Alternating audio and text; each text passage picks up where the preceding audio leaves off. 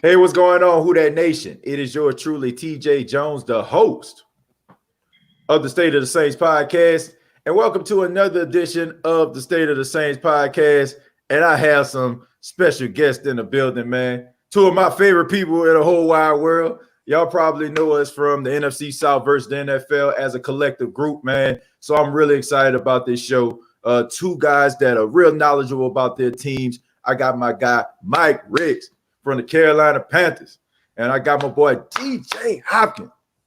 DJ from the Tampa Bay Buccaneers, man. And they're going to be talking with us about their teams, man. So this is an edition I like to call Behind Enemy Lines. You know what I'm saying? so this is a Behind Enemy Lines edition. We're going to, you know what I'm saying, have like shows like this, man. So I'm telling the fan base right now, man, these are my guys, all right? So that's not, you know what I'm saying, like go too hard on them. They're here to talk about their team. You know what I'm saying? So we're going to give them the respect, all right? So, Mike, I'm going to go ahead and start with you, man. Just introduce yourself. Tell them a little bit about yourself and, about, how much you love the Carolina Panthers, man. Yeah, man. Hey, my name is Mike Riggs, man. I am the Carolina Panthers representative. As you see, I rock die hard with them. Been a Panthers fan since 95. I was born in the state of North Carolina. I'm not going to tell you who I rock with before because it doesn't matter. So I am a die-hard Carolina Panthers fan. Hey, I just want to do a little plug real quick, man. Check me out, man. I'm starting. Y'all probably won't, but I'm going to say it anyway. Carolina Panthers versus the NFL. I'm getting my stuff kicked off, man. I'm just starting it. So, hey, I'm excited about it. New transition. Yeah, man, absolutely, man. I'm excited for it, man. And I mean, I know a lot of people, they still follow teams from the NFC South. So even though they're Saints fans, I know they still follow teams from the South just to know what's going on. So DJ, can you introduce yourself to everybody in the Who That Nation, man? What's going on, everybody? It's your boy DJ. And if Mike pissed me off, I'll let y'all know who his other team is. You know what I'm saying? So, we're just going to make sure we put that out there first. But, yeah. Well, I'm originally from New Jersey, but I've been a Tampa Bay Buccaneers fan since about 98. A little story, I guess, behind how I became a Bucs. Mm-hmm. To be honest, it kind of just happened. I was a Warren Sapp fan. I played football. I was always a defensive lineman. Followed him through Miami.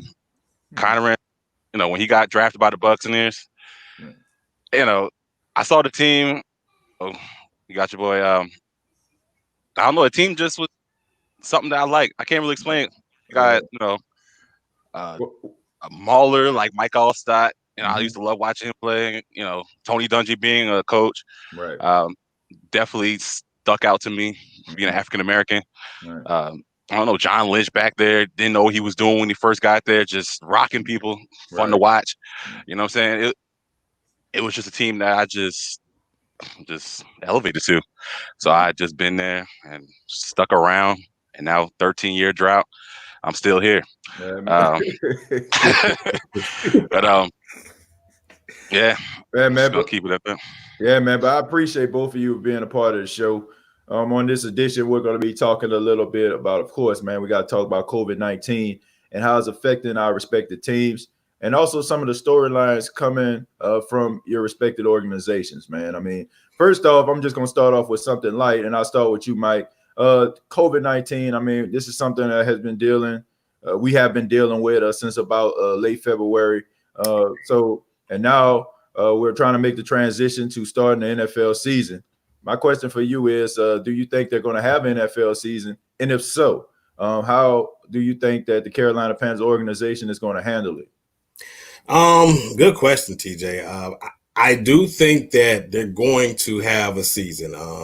They're going to attempt to, at least, because I believe that the NFL can somewhat going to be of a guinea pig this year. From the Carolina Panthers organization, it's been communicated that it's only going to be about 20,000 fans that are going to be available or be able to get in Bank of America Stadium. Right. But when it comes to our actual team and the players, I know they really, really want to play. Right. But still, they want to be safe as well. Trey Boston is a very vocal leader in our on our team. And as of right now, with the shift of everybody leaving and this is a new regime, he's one of the veteran leaders there. And he's been extremely vocal about it's not a plan that's been communicated to them. And so he feels very uneasy about stepping on that football field and playing with no real true game plan. So, right. That's where we are. I do believe that we'll still play or at least attempt to get going. But I think a lot of it is going to be predicated on how the NBA does at the end of this month.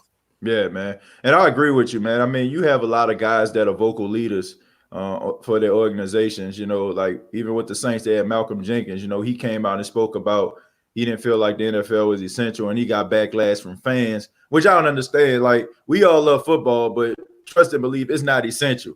It may be essential to you because you don't want to spend your Sundays going to the mall or picking out paint options with your girl, but still, it's not essential.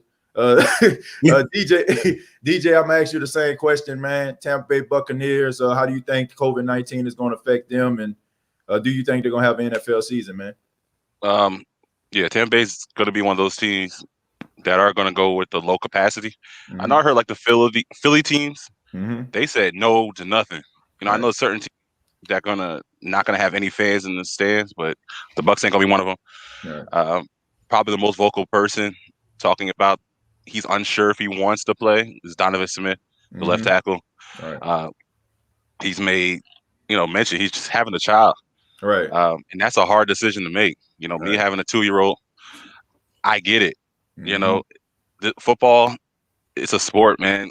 And the things that you're being told about with this COVID-19 situation, that's a lot to ask. Saying to put somebody's life, on the line when we fully don't understand it. Right. So, I'm definitely not a person that's against anybody that's going to say they don't want to play. I get it. Like I said, especially when you have a family. Yeah. Like you said, there's a lot of fans out here going to be very upset. This is a very unprecedented offseason, not only in sports, just in America, know, and people are trying to find something to divert their energy to something else. And football is something huge in America. Yeah. Yeah. I agree, DJ. Look, I feel like anybody that's beating up like on these players, if they're speaking out about possibly not playing, I feel like that's very unfair because we as just everyday Joe Blows, we try to make sure that we take precautions when we go out here, when we're interacting with people. I hope that we got face masks on when we go places and stuff like that. And we're trying to do everything that we can to avoid this, that we won't bring whatever somebody may have home to our families. And like you said with Donovan Smith, man, he got the mask on. Exactly. Did that before COVID. So, Mike, you understand, man.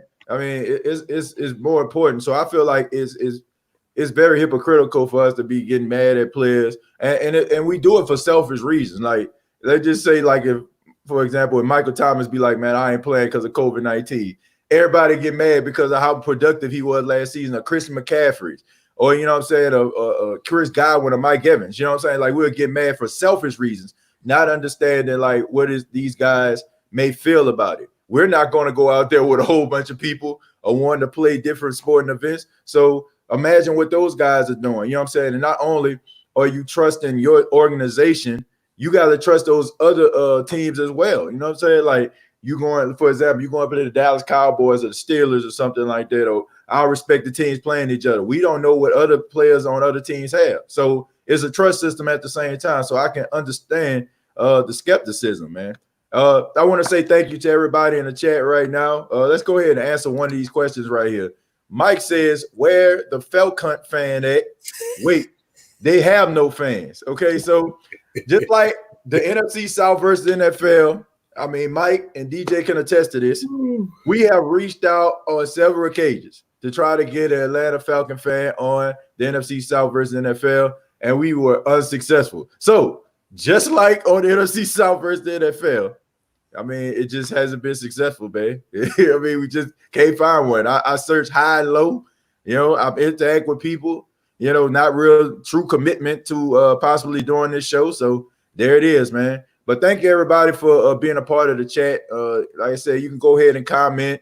You can ask any questions, you know what I'm saying, for, pertaining to the Carolina Panthers and the Tampa Bay Buccaneers, man. I know there's some questions that people in the Who That Nation, even though, you know, you're a fan of the Saints, you may want to ask them.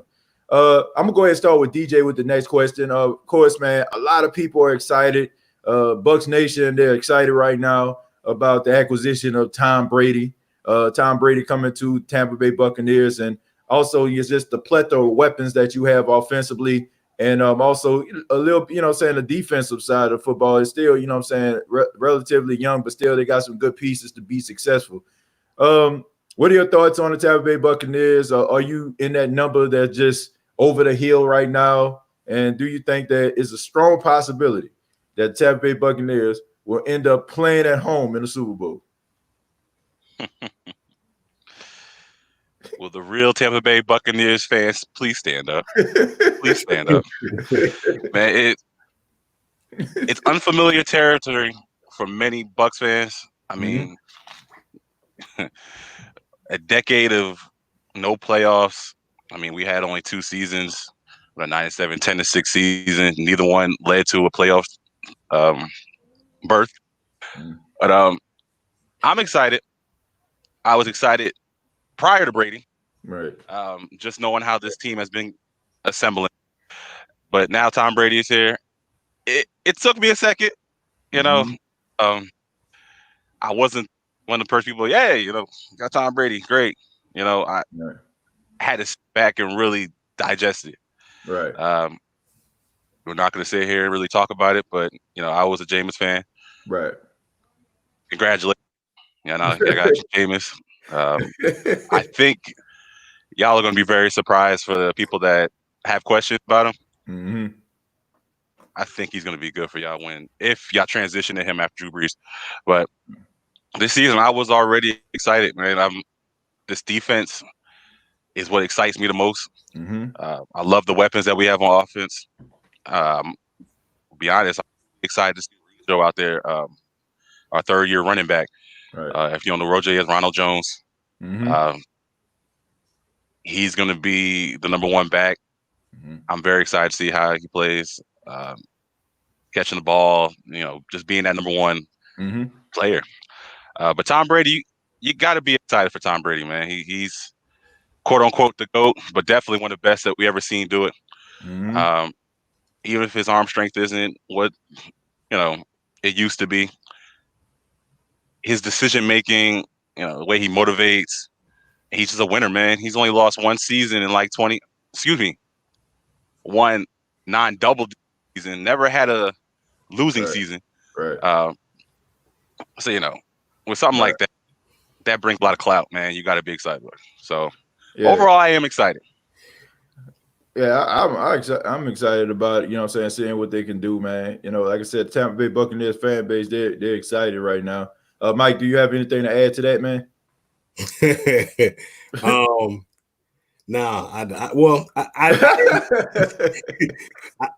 I am excited because I agree with DJ. I do think this team was ascending.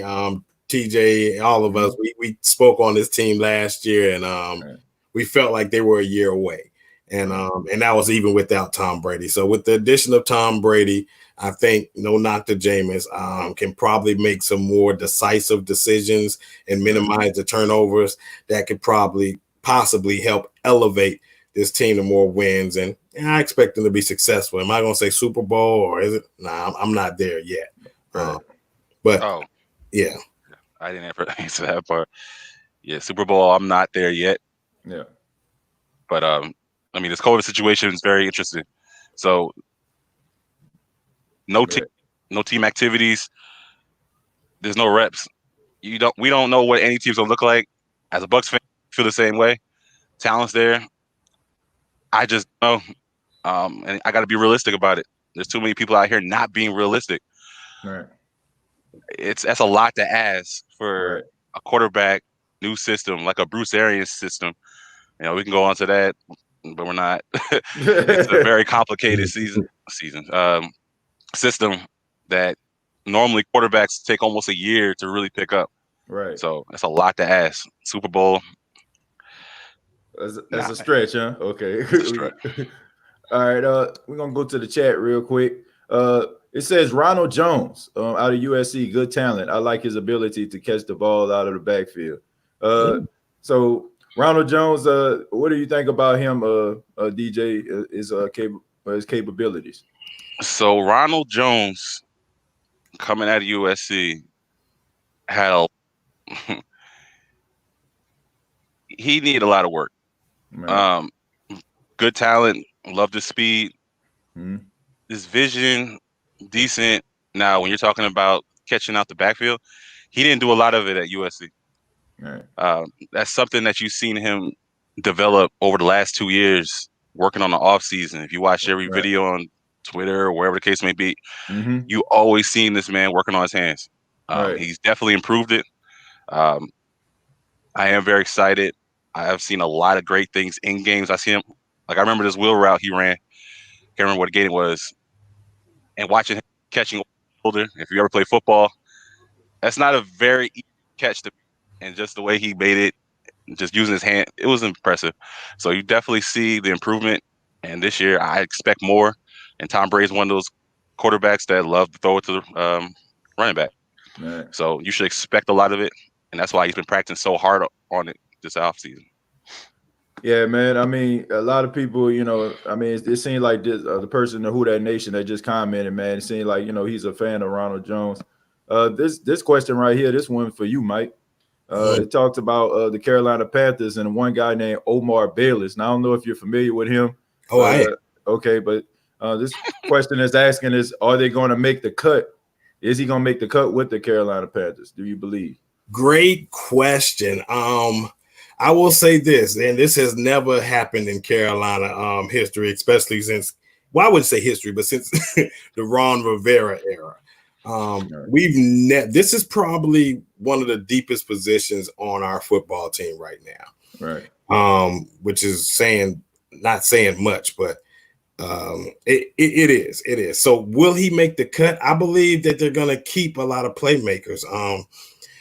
I'm going to go through some names. We got DJ Moore. We have Robbie Anderson. We have Curtis Samuel. We have Farrell Cooper. That's a return specialist that we got to consider him potentially being one of them wide receivers that they keep. We also have Seth Roberts, who's had great production in this league. I mean, I'm not saying he's a number one, but as a number 4 guy, he's very solid. You got guy from the Saints, Keith Kirkwood. Yeah. And he's already familiar with Matt Rule. So, I mean, is he going to make it? I think he does have a fighting shot for that last spot. I was very high on him coming. He's a big body that can go up and get the ball, make plays, good talent. I was very surprised that he didn't get drafted. But with this wide receiver draft was so deep, I kind of was like, okay, I get it. But will he make the roster? With the pandemic and everything going on, I think that's going to hurt him. I really think it's going to hurt him. But he does have a fighting chance. I will say that. All right. Okay. But let's go. I mean, I got to go ahead and allow you to have your time as well, man.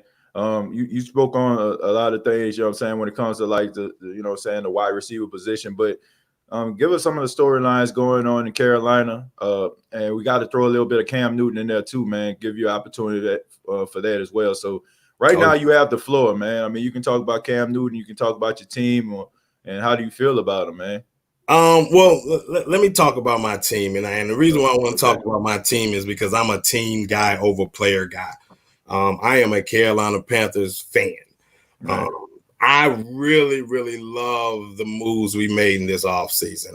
How it was handled, I'm not going to sit there and say I agree with how it was handled, but it was things that I believe that needed to be done. You get a guy and a coach by the name of Matt Rule, who is a builder, who is a motivator. You listen to him, you hear him speak, you want to run through a brick wall for him.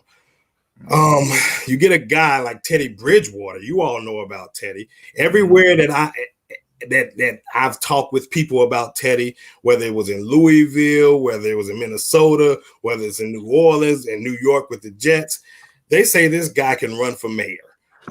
He's just the kind of guy. So to have a guy like a builder, pretty much we call him Rev Rule in Panther Nation, and a guy at the helm as your quarterback and Teddy Bridgewater, that's a mayor, I think you have something there. You have some very strong, good leadership. Love the acquisition of Joe Brady, especially for the weapons that we have. And you all, Saints fans, some of y'all are in New Orleans. You know about this guy in New Orleans and along with LSU. Defensively, we're extremely young, but we do have some veterans in some spots. So what I believe in this team and the outcome of this team, if we had an off season, man, I'd be high as I don't know what. I'd be saying we coming for almost any and everybody. But even though ESPN put our skill players at number 5, because Matt Rule is such a builder, he needs time to be able to mesh with these players. He's already communicated that he hasn't spent time with probably 80 to 90% of the players at all. It's all just been virtual. And so I have to give him somewhat of a pass. I know people don't want to do that in Panther Nation, but I have to give him somewhat of a pass because he was brought in to build. And so I don't think we're going to be as good as we could have been with an off season. I think we're going to hit the ground running slow. But I do love the makeup of this team. You give us this year to grow. I anticipate next season to be y'all better watch out for the Carolina Panthers. Because I think Teddy Bridgewater is the perfect quarterback for the offense that we have. You have a guy that you all know. He's decisive. He's pretty accurate. He gets the ball out of his hands quickly. He's not going to have a lot of negative plays. And one thing about him, he executes third downs. And when you have a young defense that's going out there, your best defense for our team is going to be our offense staying on the football field as long as possible to keep that offense off the field. So who knows how it's going to work out, but I do think this pandemic is going to hurt us more than probably any other team in the division. Yeah, man. I have to say, it's a lot of things in the Carolina Panthers organization have to be excited about, but it goes like, it comes with the future. Once these guys start to develop a level of chemistry and you start to get guys that are familiar with one another, that's when I feel like, things are really going to start to gel. Right. This question right here is for you, Mike. I think you kind of touched on it. He said, "What up, Mike? What do you feel Teddy B's stat line will look like?" Well, if you did look over Teddy's not a big, how can I put this? Not a huge touchdown guy. Right. So he's not going to come out here and give you 35, 30 plus, maybe touchdowns. He might get you in the range of about 20-ish, 20 to 25. I don't think he's going to throw for a whole bunch of yards because Teddy is just pretty much just efficient. He moves the ball down the field. Right. And with us having a running back like Christian McCaffrey, one of the best in the league, he's going to get his touches. So right. I think we're going to control the clock and, Christian's going to get a lot of that. So I expect him to have probably about 20 to 25 touchdowns would be his career high. And probably flirting around maybe close to 4,000, maybe. About 3,500 to about 4,000 yards. Okay. And I would say probably about 7, 8 interceptions. Okay. He doesn't make a lot of mistakes, so I concur with that. I say it's gonna be a little bit higher though. I think it's probably gonna hit double digits on that. I think we just lost a DJ. But hopefully he'll dial back in. But right here, let's see. What is the team roster limits now since the NFL changed it for COVID? Well, let me ask you this though, Mike. Okay, now we know, what I'm saying, they did up the roster. What do you feel like the number to be comfortable for a team and dealing with a pandemic and not to mention injuries do occur? What is a good number for you? Now, we know about the 53-man roster, that they had in the past. But what number do you feel like would be suffice to help teams make the adjustment? That's a great question. I would probably say I'm gonna be honest with you. I don't think it should be much more. I'll probably say Really? Yeah, I don't. I think it should be 60 to maybe about 60 to 65 at max. Right. 65 at max. Just because I believe it gives everybody even playing field. And I know there are guys out there we want to watch and we want to take a look at because we could release somebody that could probably help this team further along. But Right. I mean, it is what it is. Everybody's dealing with it. So I think everybody is at a disadvantage. So if it is injuries and if we have all of that, because, some people aren't going to show up. Right. Some people just aren't going to show up at all. So, but yeah, I would say about 65. That'll give 12 additional spots. I know a lot of people probably going to say 75. I just think I want to keep the numbers smaller because of COVID as well. Right. We don't want to have it, Sorry. Okay, baby. That's my little man, man. Hey, man, look. Hey, Paxton has come into the show on several occasions. He just come in talking about, Daddy, I got a pee-pee. Well, just go, son. Hey, I get it. Trust me. And Paxton will be right here if my girl wasn't up in the front, you know what I'm saying, like having the TV on for him. But I have to say I disagree with you a little bit on this one, Mike. I feel like they need to have a 60-man roster. You know what I'm saying? I think they need to have 70 total. I think they need to have like 10 guys that are on the practice squad and 60 guys that actually travel. There's been like on several occasions where we've seen coaches, and we're not even talking about COVID, where guys end up getting hurt. Multiple guys end up getting hurt. And then you have other guys that have to fill in and play in positions that they don't normally play just to get through the game. Right. So I feel like, and also you have to keep into account also, you might have to bring like more safeties in the game or something like that, or more cornerbacks because of the teams that you're playing. This give teams options. So if let's just say, for example, if you're playing a team like the Kansas City Chiefs and you need all hands on deck, you know what I'm saying, as far as like their aerial attack, you might want to bring more cornerbacks with you because you never know if guys are going to get hurt or even the different schemes that you run. So I don't feel like everybody has to travel, but I do feel like 60 guys on the team, you know what I'm saying, like on the sidelines would be good. And then you have your other 10 guys as a part of the practice squad, just to be on the safe side. You know what I'm saying? Like, I just feel like that would be better for teams when it comes to like with the injury issues. Yeah. But can I touch on that? I think the good thing about, the reason why I don't want that to be is because that exploits a weakness in certain teams. So what this does is it covers up a weakness. If I can add more DBs, knowing that I'm prolific in my passing game, right. And most teams can't.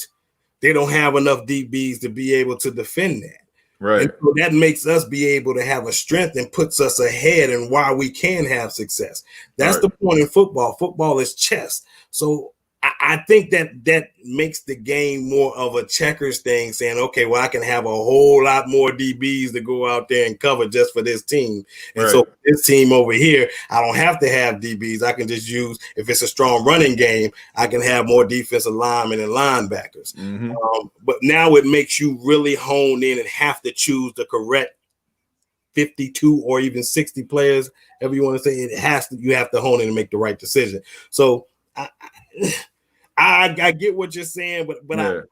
I don't want to taint the game any by being able to cover for Tyreek Hill and all of their wide receivers. Yeah. I mean, I get your point and everything like that. I have to agree to disagree on that, you know. But I mean, you do have an interesting point as far as the whole chess, not playing checkers type thing. You know, I do agree with you on that one right there. Right. I know you got to get up out of here soon, so I do want to get your opinion on Cam Newton.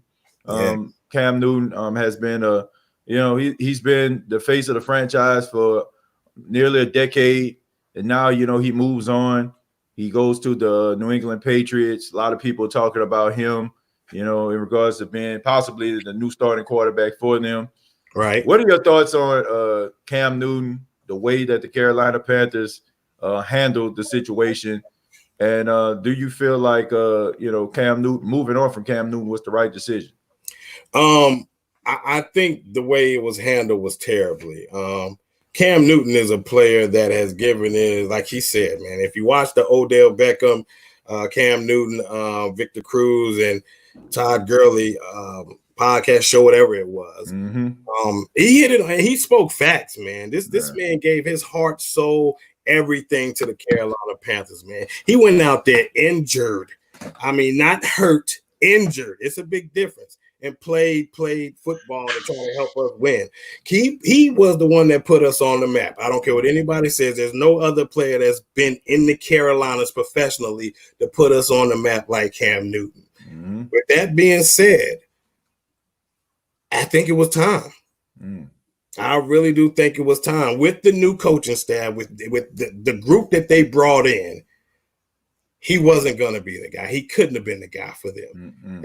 As talented as he is, the way Joe Brady runs his system, look, you acting like Riley Curry right now, trying to touch everything. But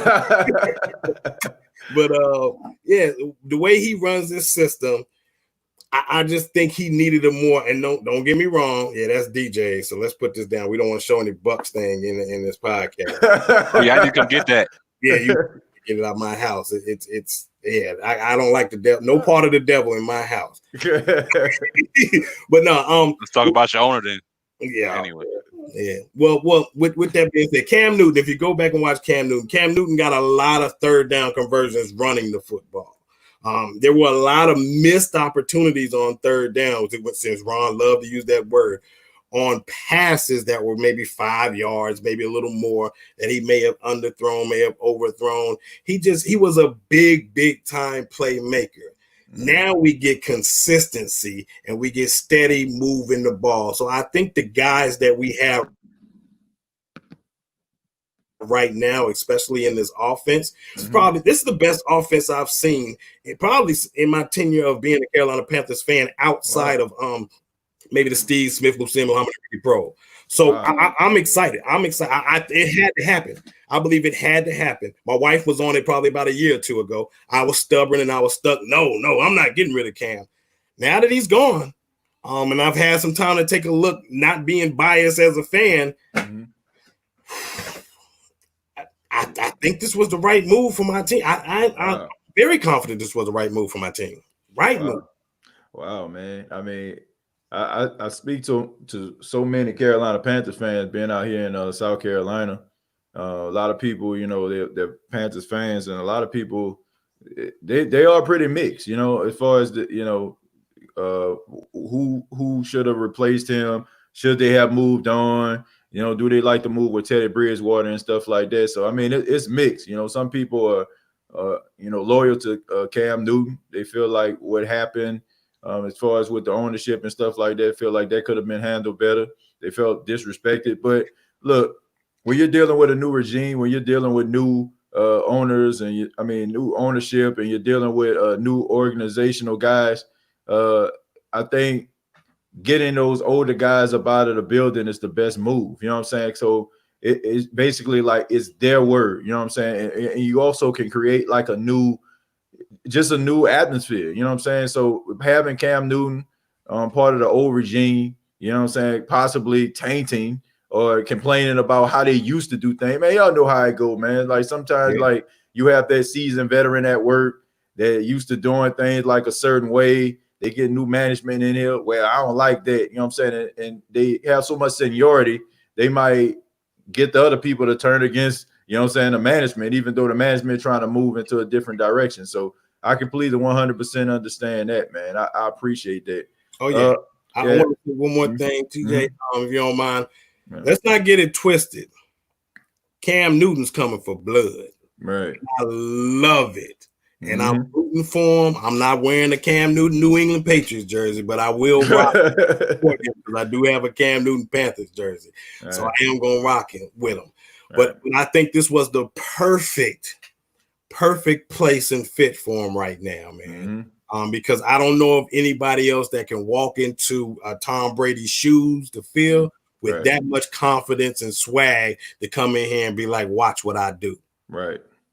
For the man to dress and do what he does, he has to have a lot of confidence within himself. So he's not going to get wavered by the whole, I'm coming behind Brady. They got the perfect guy, and I expect him to excel in this offense. Yeah, man. I mean, we're all looking forward to it, man. A lot of unanswered questions. Of course, what can Bill Belichick win a Super Bowl without Tom Brady? And can Tom Brady win a Super Bowl without Bill Belichick? Mike, I don't know if you have to go or anything like that, man. So, feel free, to intervene. Let us know if you, ready to go. I know you have to be off at a certain time.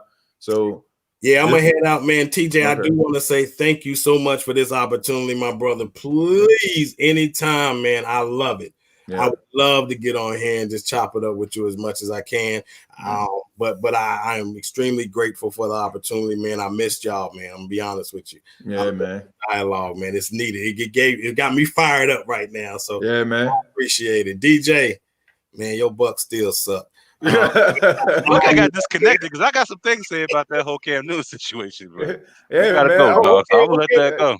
Well, I can stay along. I can stay on. If you can make it about the next 5 to 10 minutes, I can hang in for that. So I do. Go ahead, DJ. Yeah, man. Feel free. Like I said, I understand. You have to be off at a certain time. You know what I'm saying? We discussed it off the air. So, like I said, if you have to go, just let us know. DJ, I open the floor to you, man. Say you have some things to say about Cam Newton. What are your thoughts about that, man? Man, I guess we're all talking about when they, Todd Gurley, Odell Beckham, right, and Victor Cruz hopped on that bigger picture thing. It was telling, but at the same time, I kind of already felt like that's what happened prior. When he came out and talked about the way he was done wrong, Mike, no, you go back and forth about this all the time. I don't like his owner, to be honest. I don't know a lot about him. He knows I voiced my opinion about it. You know what I'm saying? And I just feel like he won cold SOB, and I feel like he wasn't a stand-up guy. And I said that to Mike before, and just to hear Cam Newton come out and say he received a text, just talk. Everything I thought about this man, once again, I could be wrong, but so far what I've seen, it's just wrong the way he got done. I mean, I feel like that was something they could have really handled a lot better, especially for a player like Cam Newton, who's, like he said, man, he gave blood, sweat, and tears to that team for a decade almost. I mean, what have they gave him on offense for the most part? Mike, he was a big component about that. Yeah, you know what I'm saying? He came out there hurt, not hurt. I mean, the only bad thing that everybody got to really say about Cam is sometimes his press conferences or he didn't jump on the ball in the Super Bowl. Outside of that, I can't find a person. I couldn't stand Cam Newton because I'm a Bucs fan. Because of his fight, he came out there and the way he played, the swag he played with, the energy he brought to the Carolina Panthers. Hell, he put Carolina Panthers on the map. Right. Outside of the Steve Smith and his persona and everything he was with Carolina Panthers, Cam Newton is the Carolina Panthers. I mean, if you really want to be honest about it, and I get the transitional period, but you could have handled that a lot better. Honestly, because I think he is one of those players that's going to end up in your Ring of Honor. You know what I'm saying? It just came off very disrespectful, in my opinion. I love my owner.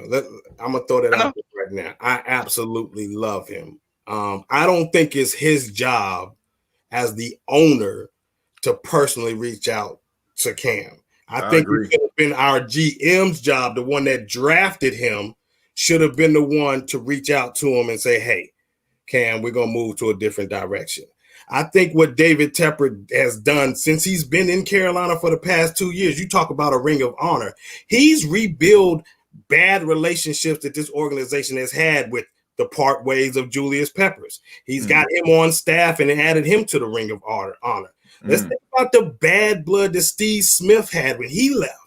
Guess what he did? He added him to the Ring of Honor and got him going well too. They have a great relationship, man. So I think, and the moves that he's doing, I mean, let's think about what he's done in Johnson C. Smith. You know, they just donated, I believe, I forgot how much money, man. Don't quote me on it, but just so much money to that school and building the relationship because it's right next pretty much to Bank of America Stadium. The thing that this guy has done to the culture of Carolina football, to me, is no other, especially with this guy we had in Jerry Richardson. I think he's innovative. And in order to be the richest owner in football, sometimes you have to be that butthead or that, you know, to get to that point, you have to be stern. And I think, and if you think about this logically, Cam Newton said he didn't want to leave Carolina, right? How much did he sign with the New England Patriots? You mean to tell me that he wasn't offered a contract that was much more than what they are paying him? He's making more right now from the Carolina Panthers in his $2 million salary than he signed for with New England. So you got to weigh it, man. I think Cam wanted more because of what he did for the Carolina Panthers, and I completely understand that. But now he put himself out there on the market thinking he was going to get picked up sooner, and now he had to settle for breadcrumbs. So was he really wrong in the decision? I don't we can talk about that all day too. I mean, Jameis, Cam Newton, are they one of the two worst quarterbacks this offseason that got signed? You know what I'm saying? That's a totally different subject for that's a whole different subject. I'm just saying, day. like, you know what I'm saying? So sit here and talk about some of these players out here that got drafted and say something like that. I totally can't agree with that. You know what I'm saying? That could be a totally different episode because that could take an hour to talk about. Right. And I'm not saying, but that's what I'm saying to you, DJ. This is a business, man. So you mean to tell me he didn't already know that? That's not a business. Well, yeah, I get you. It is a business, DJ. Look, man. It's a business. I mean, you can't be worried about. I know that friends and all that kind of stuff and how things look. I mean, because at the end of the day, any corporation, like we've been here before, and honestly, we're here now. Think about this: we're in a pandemic right now. You got people and organizations laying folks off right now, laying them off to keep their business afloat. They will do anything they possibly can in order to make sure that their business stays going. You know, so and sometimes you gotta, like you said, you gotta make some tough decisions, and sometimes you end up looking like a a-hole, you know what I'm saying, in the process. But at the same time, the Carolina Panthers decided to move forward. I mean, it's time for Cam Newton to put his big boy pants on. You know what I'm saying? You can't be like, war is me. It seems like he's going about it the right way. You know, I mean, he out there working out like a warrior. He's out there, and everybody know a confident Cam Newton is a very dangerous player. I mean, we've seen this in college. You know what I'm saying? We've seen this in the pros. So I'm looking forward to seeing, you know, how he's going to, you know, being in New England and stuff like that. And now I have to make this transition because we got to talk about the Buccaneers. I mentioned about Cam Newton dealing with Bill Belichick. Belichick possibly can use Cam Newton to go to a Super Bowl. And now we have Tom Brady trying to prove that he could possibly win a Super Bowl without Bill Belichick.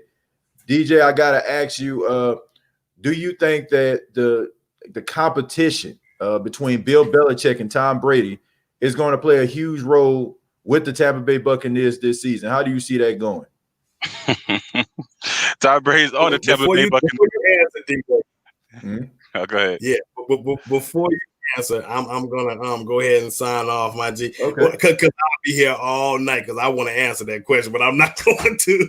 But thank you all once again, TJ, for the opportunity. DJ, salute my brother. Y'all are my brothers, man. Keep doing it, man. You're so talented, man. I appreciate it. This is great, man. So much love. Man. Hey, you give your information before you go, man. Give your information where people can reach. Yeah. Hey, man, make sure to follow me on Twitter at MikeRick07, man. I'm also on YouTube. Like I said, I'm starting up my channel, man. It's called Carolina Panthers versus the NFL. Just a little spin-off from our show. Still part of the team. It's nothing like that. It's just kind of a spin-off for me to do my own thing personally with some of our own Panthers fans, sort of like TJ with his things. But make sure to check me out, man. Much love to you all, and we'll connect soon. All right, man. Take care, man. Appreciate it. Yes, sir. All right. Mike Ricks, man. Everybody. Good, solid dude, man. You know, like I say, you know a lot of people in this chat is a part of the Who That Nation. I seen Archangel, who is a member of the Falcons Nation. You know, but at the same time, man, we support and it's good to see, what other teams are doing, man. So, DJ, back to you, man. Talking about Tom Brady, Bill Belichick, man. So the floor is yours. What do you think about that? Yeah, like I was saying, I mean, no matter how you feel about it, it's gonna be a storyline that's gonna follow this team, and it's gonna follow New England Patriots just because of the relationship, all the winning that happened in Foxborough. Right. People want to know, Right. was it Tom or was it Bill? So that's the big question. As a Bucs fan, I want to know too, because I mean, look, Buccaneers fans are very, very excited, and I get it. I understand, but don't set yourself up for stuff that we've seen before. That's what, you know what I'm saying? I'm trying my best. I've been there. Like I said, I've cheered through many seasons. I looked at the rosters, and I'm like, man, we so talented. We should do this, that, and third. Mike will probably know a little more than TJ. I used to set myself up for failure almost every season. Right. But and lately, me commentating more and me starting up my own, and us doing the show, been a lot more critical, watching more film. I watch a lot of film now, especially with the Bucs. I'm a little more cautious. I still throw myself out there. Right. And TJ know that. Right. But with this situation, I'm sitting back a little bit, man. Tom Brady coming back. I mean, coming to the Tampa Bay Buccaneers, running a Bruce Arians style offense. Right. If you know anything about this system, it's a deep drop. Basically 5 to 7 step. Let things develop in front of you. Long routes. That's something Tom Brady's not used to. And that's why I'm on the other side of the fence saying there's no way Tom Brady's going to come in here and run a Bruce Arians system. Right. He's not very mobile, hasn't been his whole career. Right. I don't know. Y'all watched the Buccaneers versus Saints game. Right. Shoot. How many times Jameis had to get on that high horse to start moving? I mean, he stayed on the run constantly. I mean, this offensive line, in my opinion, is not terrible. And also, number one draft pick was, in my opinion, the second best offensive tackle outside of Warps out of Alabama. I was a big Warps fan coming out of Alabama. Wills fan coming out of Alabama. But when you're talking about athleticism and, the most polished tackle, it got to be Warps coming out of Iowa. So that, for Bucs fans, that's definitely something. And me too. Very excited for it. He's going to be a part of this team for a very long time, and y'all know as Saints fans, with y'all 2 tackles, that's huge, man. Yeah. Having players like that to watch the edges, especially like I said, with a deep drop offense, you need to your tackles have to be pretty sound. I believe in Donovan Smith. I'm not one of those killers of Donovan Smith. I think he's a little better than people try to give him credit for. Right. But like I said, I'm not trying to get too far into Buck stuff, but Tom Brady is going to be very interesting to watch. You gotta expect him to come with stuff and be like, look, this is what I did very well in New England. We're gonna have to, put a lot of this into the Bucs offense for me to be very successful. I'm very much in belief that has to happen for Tom Brady to be successful and Tom Brady to make it for the rest of the season. If you know anything about Bruce Arians, once again, the offense, his quarterbacks don't usually make it throughout the season because of the style of offense. And we kind of hope that's not going to be the case in Tampa, and to mitigate some of that, I do believe that Tom Brady is going to be like, all right, like I said, I've seen this for a long time. This is what we can do. I can't see myself doing certain things in this offense, but that ain't going to be my number one things to do. Like I said, I can sit here, I can break down what the wide receivers going to look like, tight ends. I mean, we have a lot of arsenal to talk about. It's going to be a challenge for Tom Brady, and it seems like he's taking head first. Right. He don't care about the COVID-19 regulations. He's getting to the parks. He's getting where he needs to go to try to get some kind of chemistry with the players on this team. Tom Brady's all in, it seems like, with the Tampa Bay Buccaneers, but I'd love to see from my quarterback in general. But like I said, I still got my question marks to see if Tom Brady can be that. Now, when it comes to the Patriots side with Bill Belichick, people are going to be very surprised when it comes to Bill Belichick. Bill Belichick is definitely one of the best coaches of all time. the style of defense that he runs. I mean, I haven't seen a coach put the fear in other coaches' heart the way Bill Belichick does. Yeah. You can see it in game plans. You can see it when you watch football games, and you sit here and watch Patriot games sometimes and be like, I've never seen this team try to run an offense like this before. You want to know why? Because they got mad scientists of Bill Belichick. So Right. It's gonna be fun, man. It's gonna be really fun. I said a lot.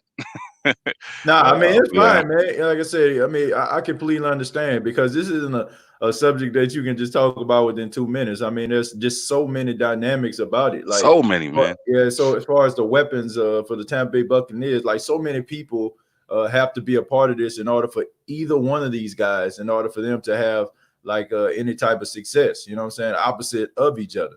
And once again, man, I feel free that you all. I feel free to comment in the chat. Right now, we got Trohelius. He says, DJ, thank you for saying something. Bucs fans have argued with me about Arians' offense versus Tom Brady's pro style. Yeah, I mean, that's something that a lot of people aren't paying attention to, DJ. The fact that Bill Belichick was able to play a certain style one Sunday, rip that up, you know what I'm saying, and can play a completely different style the next week, depending on the team.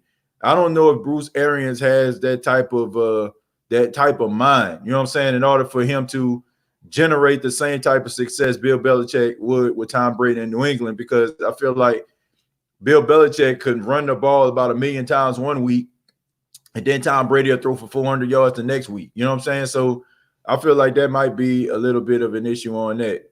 Let's see what this person says. The more I hear the Buccaneers guy, I realize he would have been a great Saints fan. Poor guy. Relax. Relax. But much respect. But much respect. Who that? That's man. Superstar Louisiana boy. Yeah, a lot. Yeah, so man, I mean, they being nice. They being. I'm surprised. I love it. I'm surprised, like how kind the Who That Nation is in this group, which I asked them to do it at the beginning of the show. Yeah, so I'm being nice. I appreciate them for doing that. DJ, no, I'm being nice right now. This, I was waiting for the turn out, to be honest. But just to go back to the whole thing about the whole Tom Brady situation with the Bucs. When you talk about the Bucs fans, your buddy that talked about, he's had a lot of conversations about Bruce Arians and Tom Brady's play style. Mm-hmm. There's one thing that fans in general get messed up. The NFL is not Madden. You know what I'm saying? You can't take. Everybody saw what Jameis Winston did last year: 5,000 yards, 33 touchdowns, 30 interceptions. For him to get those 33 interceptions and the 5,000 yards, he got 30 interceptions, which took a collective.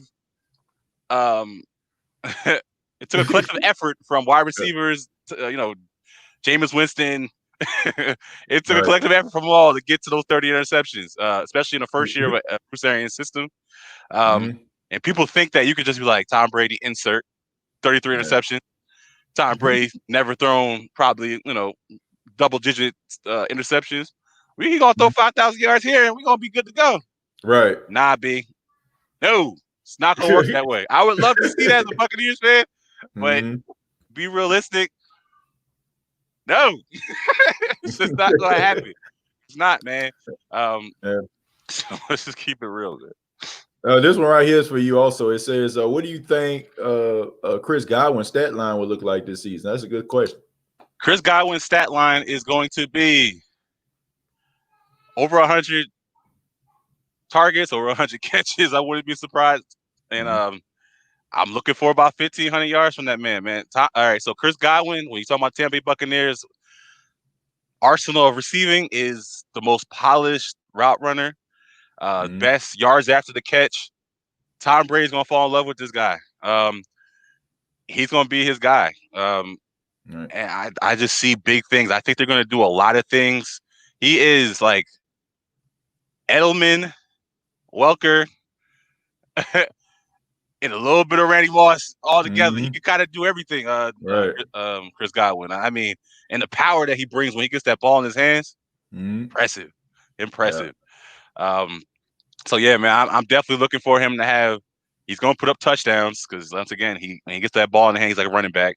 And once again, he's going to catch intermediate, short, and he's going to get some opportunities probably to go a little longer. But obviously, we got the Mr. Me 13 on the other side. That's going to be that player that's going to do a lot of that deep route, 50-50 balls. Probably one of the best in the league to do it. And Tom Brady hasn't had that in a long time, so I'm very excited to see that. For Tom Brady and this offense, because Mike Evans is one of those underappreciated wide receivers in the NFL that doesn't get enough love for what he's done.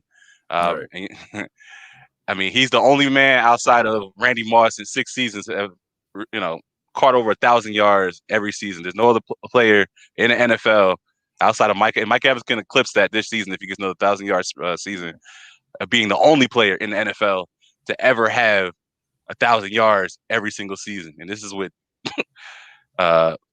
McCown, that's quarterback. Jameis, Mike Glenn. He did this with a plethora of different quarterbacks. True. Obviously, Jameis being majority, but it's impressive, man. I wish people give him more love, man. Mike Evans is a beast, but yeah, that's what I think Chris Godwin's going to do. Definitely 13 to 1,500 yards.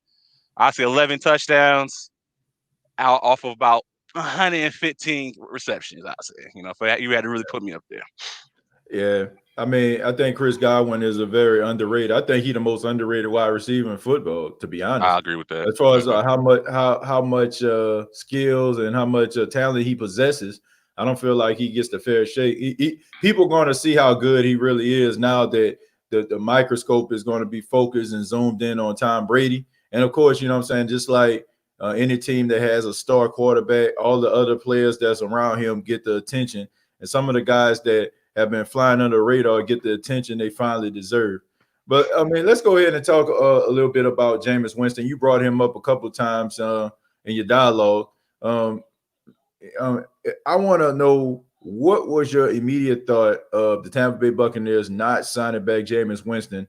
And how do you feel about him joining the New Orleans Saints?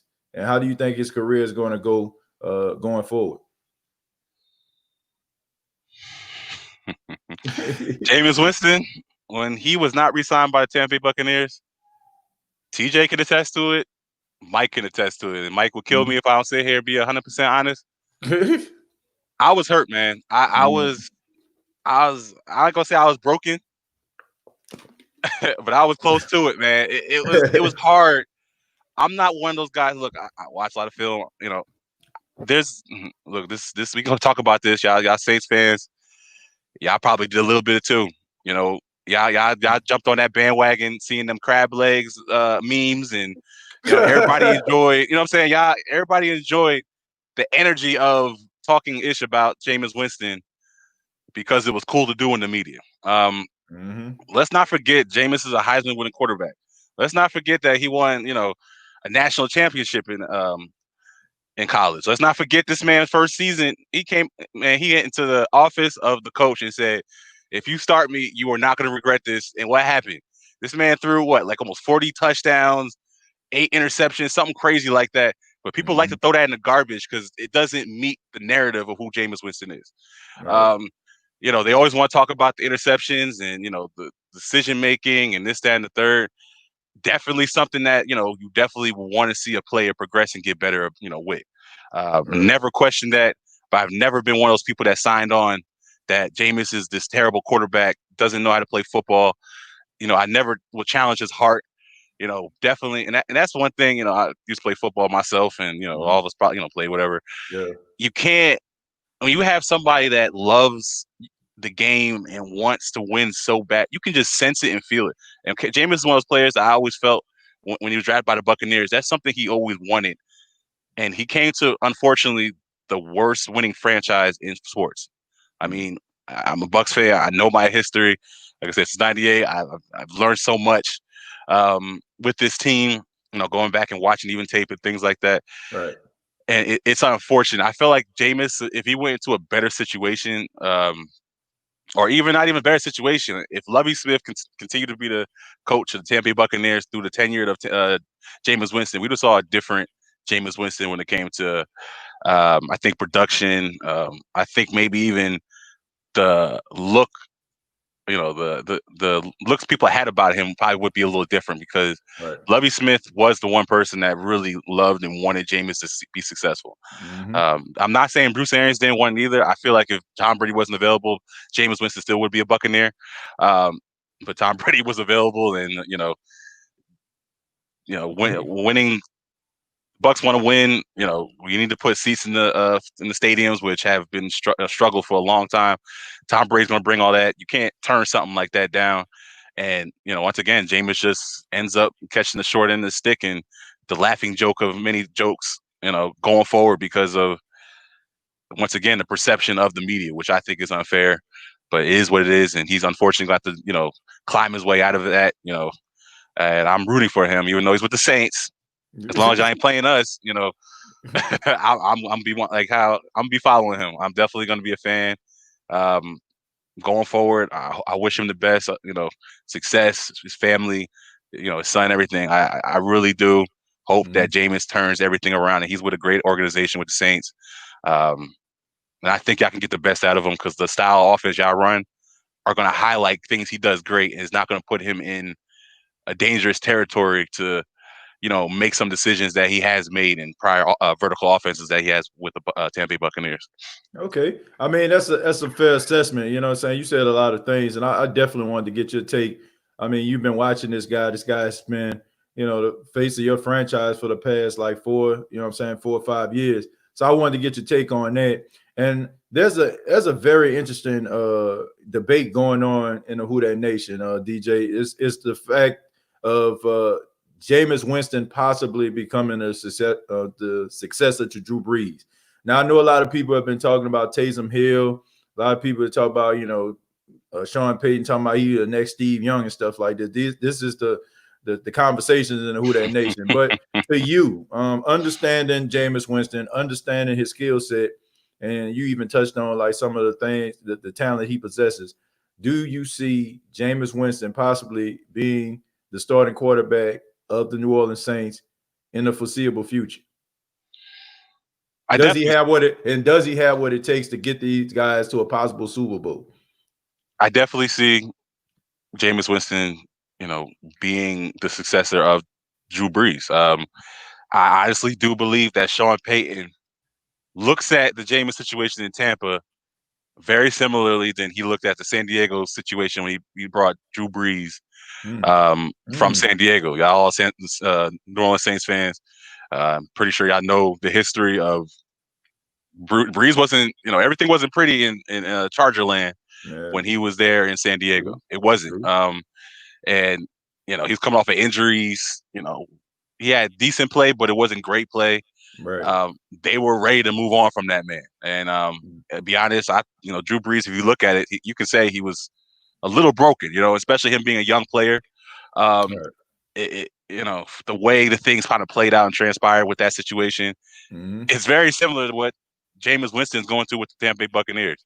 Right. It does take a very headstrong person. Well, Jameis Winston is a very, very confident player. He doesn't, he's one of those players, he'll throw an interception one play. The next thing you know, he's throwing a 90-yard touchdown the play after. Jameis is not one of those players that's going to, kneel down to any expectations. He's going to take it on the chin and keep moving. Right. That's one thing I loved about the man. I love the man that he's become. Remember, he's a very young player when he came into the NFL. And just his confidence and it's just tenacity, it's something as a Bucs fan, I want my players to be like. That's why it was hard for me to let Jameis go. And yes, I think he's going to be very successful with the Saints. He has a lot. He's starting from 6 feet under. There's been a hole that he's he's dug it a little bit himself, but there's definitely been everybody around him assisting with that hole. He's got to get out of it. He's not starting on, especially with the social media and stuff like that. It's not like when Drew Brees came in to the Saints. That wasn't something that he had to deal with. Right. Jameis has to deal with videos and everything like that. That just like I said, to the media and just basically we're able to touch this man like we could touch athletes more than ever before. Especially when Drew Brees came to the New Orleans Saints, and that's something he's really going to have to deal with. if he does become the successor, which I do believe he's going to be. I think he could be very successful because Sean Payton is a very good offensive coach. I know this. I don't need to, sit here and have this conversation and talk about, I know this man's going to adjust and help and assist Jameis to not put himself in situations to throw, tight window throws, 80% of his throws. You know what I'm saying? Right. That's what Dirk Cutter and Bruce Arians required of Jameis Winston. It was some highlights for days, interceptions for days, other direction too. Mm-hmm. And I'm very interested to see, if he is given the opportunity to be the successor of what he's going to look like in Saints land. Right. Well, I'm interested though. I'm wondering if the Saints are going to keep him for the foreseeable future. Like I said, you got a lot of dialogue going on between the Who Dat Nation. Some people feel like it was a mistake. Some people even went as far as to say that he's a complete upgrade from Teddy Bridgewater. I mean, I can understand how people would feel about that. A guy throwing for 5,000 yards. Take it how you want to. A lot of people will make the argument he threw 5,000 yards because he was throwing his way back into the game because of all the mistakes that he made. But some people would say 5,000 yards is 5,000 yards. Okay, so I mean, it is what it is. It's still hard to do. Yeah. Right. You can't knock his confidence. He is very confident in himself. But I think this is probably the best thing that ever happened to him, and it's the best thing that happened to the Saints. Now, I mean, the Saints have two credible backup quarterbacks that can win them games. Okay, I'm not in that number as far as Jameis Winston saying he gonna lead the Saints to future Super Bowls. I mean, pump your brakes. Okay, I mean, really? I'm just saying, but I feel like going into the quarterback room, learning and being a student of the game, man, sometimes it's good for you just to have a seat and just look. You know what I'm saying? Sometimes, like when you are in the mix of things, I like to say, like when you're in the war, you know what I'm saying? Sometimes like you don't really know what's going on, you know what I'm saying, behind the scenes. This is the situation where you can sit down and you can learn and get what they like to call mental reps and get yourself better. You know what I'm saying? You can see the field better. Nobody questioning his arm strength. Nobody's questioning his escapability. It's just the fact that I feel like some of his decision making is questionable, and if he can get that right. And it's funny that you mentioned Drew Brees, because I feel like that is a very fair statement you made. If you put Drew Brees' numbers up against Jameis Winston numbers, they're almost identical. Like when Drew Brees was in San Diego, his numbers is completion percentage, his quarterback rating, touchdown to interception ratio is basically identical to Jameis Winston. So if we can just so happen as Saints fans catch lightning in a bottle, this would be great, man. And you can make an argument to say that he is an upgrade from Teddy Bridgewater. So I mean, this is funny that this happened, man. But the Saints kind of fell, excuse my French, ass backwards into this situation. You know what I'm saying? Like the fact that Teddy Bridgewater, he was the person that probably convinced Jameis Winston to come to New Orleans because they had conversations behind the scenes. Jameis Winston called up Teddy Bridgewater and asked him, what do you think about, playing for the Saints? And Teddy Bridgewater made a very convincing statement to Jameis Winston in order for Jameis Winston to, they had a lot of teams out there that wanted him and acquired his services. And he turned them down. So maybe he's looking at this as a rebirth, of his own career. So I think that's a very humbling thing for a guy to do, instead of that goes to show you right there that he wants to be great. You know what I'm saying? Like you had opportunity to go out here and make X amount of money, but you decided not to sit on a bench and look. And I feel like that is the true definition of a guy that's just trying to be great. Let's see. Let's answer a few questions from the Who Dat Nation here. Somebody says, hot take. Whoever loses the heir to Brees job will be the starting quarterback of the Chicago Bears. You got Taysom Hill, you got Jameis Winston. That's fair. I mean, we all know that the Chicago Bears, haven't had a decent quarterback since, I don't know, Jim McMahon back in the day. I don't know. Jay Cutler had some good, decent seasons, man. But, you have to say that there's not much good quarterback play going on. You can feel free to answer some of these questions too, DJ. It says Dak should come to New Orleans next year. do you see Dak Prescott? Okay, of course, looking at his contract negotiations and how much of a train wreck that was. Do you think Dak Prescott can end up coming to the Saints, maybe even Tampa in the future? What do you think about that? I don't want him. I don't want him in Tampa. And I'm not a hater of Dak per se. I just don't see after Tom Brady, the way our team is set up, we're going to have a lot of young players that come up with contracts. I see the Tampa Bay Buccaneers doing the Russell Wilson thing, trying to get a quarterback in the first 1 to 3 rounds because you're going to have an established team, right? And you're going to bring in a rookie quarterback on a rookie contract for 5 years that you don't have to worry about paying to pay other contracts to try to keep your team together. That's the route that the Buccaneers need to go. Now, as we're talking about Tampa Bay Buccaneers here, we're talking. We don't make the best decisions all the time, but that's the route that I'm hoping they go. You know what I'm saying? So Dak Prescott, man, I don't know where Dak Prescott's going to go. It's unfortunate, that situation, at least for him. He thought he should be the $10 million man, not Patrick Mahomes. I don't know where he saw that at. I give him HEL double hockey sticks. I don't know if I can say cursing, but I think the reason why he's not getting a bigger contract is because he could not beat Carson Wentz in the last game of the season last year. But Carson Wentz had absolutely nothing on that team. You know what I'm saying? And how many playoff wins does he have? I mean, Dak Prescott, man, you should have took that contract, dog, with the Cowboys when they offered it. Yeah. I don't think that was a smart decision. He will get an opportunity if he does end up somewhere else. It's going to be interesting to watch. Right. Because right now it's not looking good for Dak Prescott, I don't think, in the media, because I think everybody's thinking he's a selfish man, especially when you talk about the Cowboys organization who does offer contracts, and they offered you one and you said, no, I'm still the best quarterback in the NFL, which I understand what he's trying to do.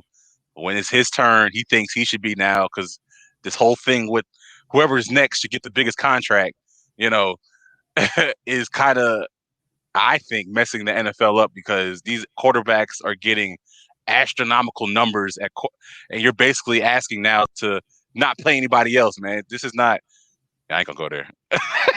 Like, I was gonna say some kind of slavery, because you talk about one player getting paid a bunch of money and everybody else got to take the bare minimum to deal with the quarterback.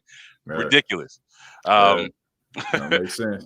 That's what the NFL is trending to until they get a handle on this, because every quarterback that comes up that won a little bit or had a little bit of success are going to want that contract bigger than the other person. That's true. It's ugly. And all quarterbacks aren't created equal. You know what I'm saying? Nope. I mean, just because this quarterback getting money, don't mean that you deserve the same amount of money that he got. I see Mike, he on this petty. He says, who's better? Mike. Who's better, Michael Thomas or Mike Evans? Man, look, he even gave some laughing emojis on there, man. Shouts out to Mike, man. Y'all, if you're just joining us, Mike was on the show earlier. He had to go, but he's still chiming in. So shouts out to Mike. Look, man, I'm just gonna call it for what it is. You can say I'm being a homer, but I do feel like Michael Thomas and the skills that he possessed, I think he's better than Mike Evans at this stage. I think that Michael Thomas hasn't even reached his full potential yet, which is scary. You know what I'm saying? Like, I feel like when he first came into the league and how he is now, every single year he's gotten better at different things. Like, I can remember like a young Michael Thomas, like fumbling all over the field, you know what I'm saying, against the Denver Broncos. I think he had like 3 fumbles in that game. But, you know what I'm saying, he went out. I mean, he did like different hand exercises in the offseason. He got stronger. He got a little bit more physical. Now, when we talking about speed and all that kind of stuff, I think that Mike Evans has the advantage over him on that deep ball skills. I feel like Mike Evans does, but I feel like when it comes to route running, intermediate routes, getting out of your cuts at a certain, at a certain speed, I feel like Michael Thomas is better than Mike Evans in that regard. What do you think about that? Michael Thomas is definitely the more polished player. That's unquestionable. Now the better football player, you're still going to say Michael Thomas because of the different things that he can do. Mm-hmm. it's hard because, everything you said about Michael Thomas is basically almost the same thing you say about Mike Evans, right? Mike Evans, prior to coming to the Tampa Bay Buccaneers, probably had 3 years of wide receiver experience before actually being one of the top drafted players in the NFL. Right. Which tells you how much this man won. He is the epitome of. He's the closest thing to a, let's say, I don't look, and don't kill me right here. He is definitely a poor man's Randy Moss that has a lot more learning to do. His potential can get him close to that level. I mean, you got to remember, Mike Evans is still a young player. I think he's only like 25. Shoot, he's younger than Michael Thomas. I think Michael Thomas is 27. Mike Evans is only like 25, 26 or something like that. I can't. Right. It's like it's a year, but there's still so much more ceiling that Mike Evans could reach. Like I said, there's a lot more to be desired when it comes to his route running, which I think is something that he's probably going to do a little bit more of now that Tom Brady's here, because he's probably going to now be able to run a little bit of more of the route tree. Right. I think they expected and wanted Mike to run those deeper routes, run safeties, and because this man is probably, if not the best 50-50 ball catcher in the league. He's one or two. And you want to emphasize that, because what team does not want that big playability? And I mean, when you're talking about wide receivers, that's what we know him for. Like, we want those players that can make those plays down the field. And Mike Evans is one of the best in the NFL to do that. So it's hard to say, would I take Godwin and Mike Evans over Michael Thomas? Of course. You know what I'm saying? Because Chris Godwin does, I think, things as good as Michael Thomas, or maybe even better, especially when you're talking about, I think, after the catch and, after contact. I think he's a better wide receiver.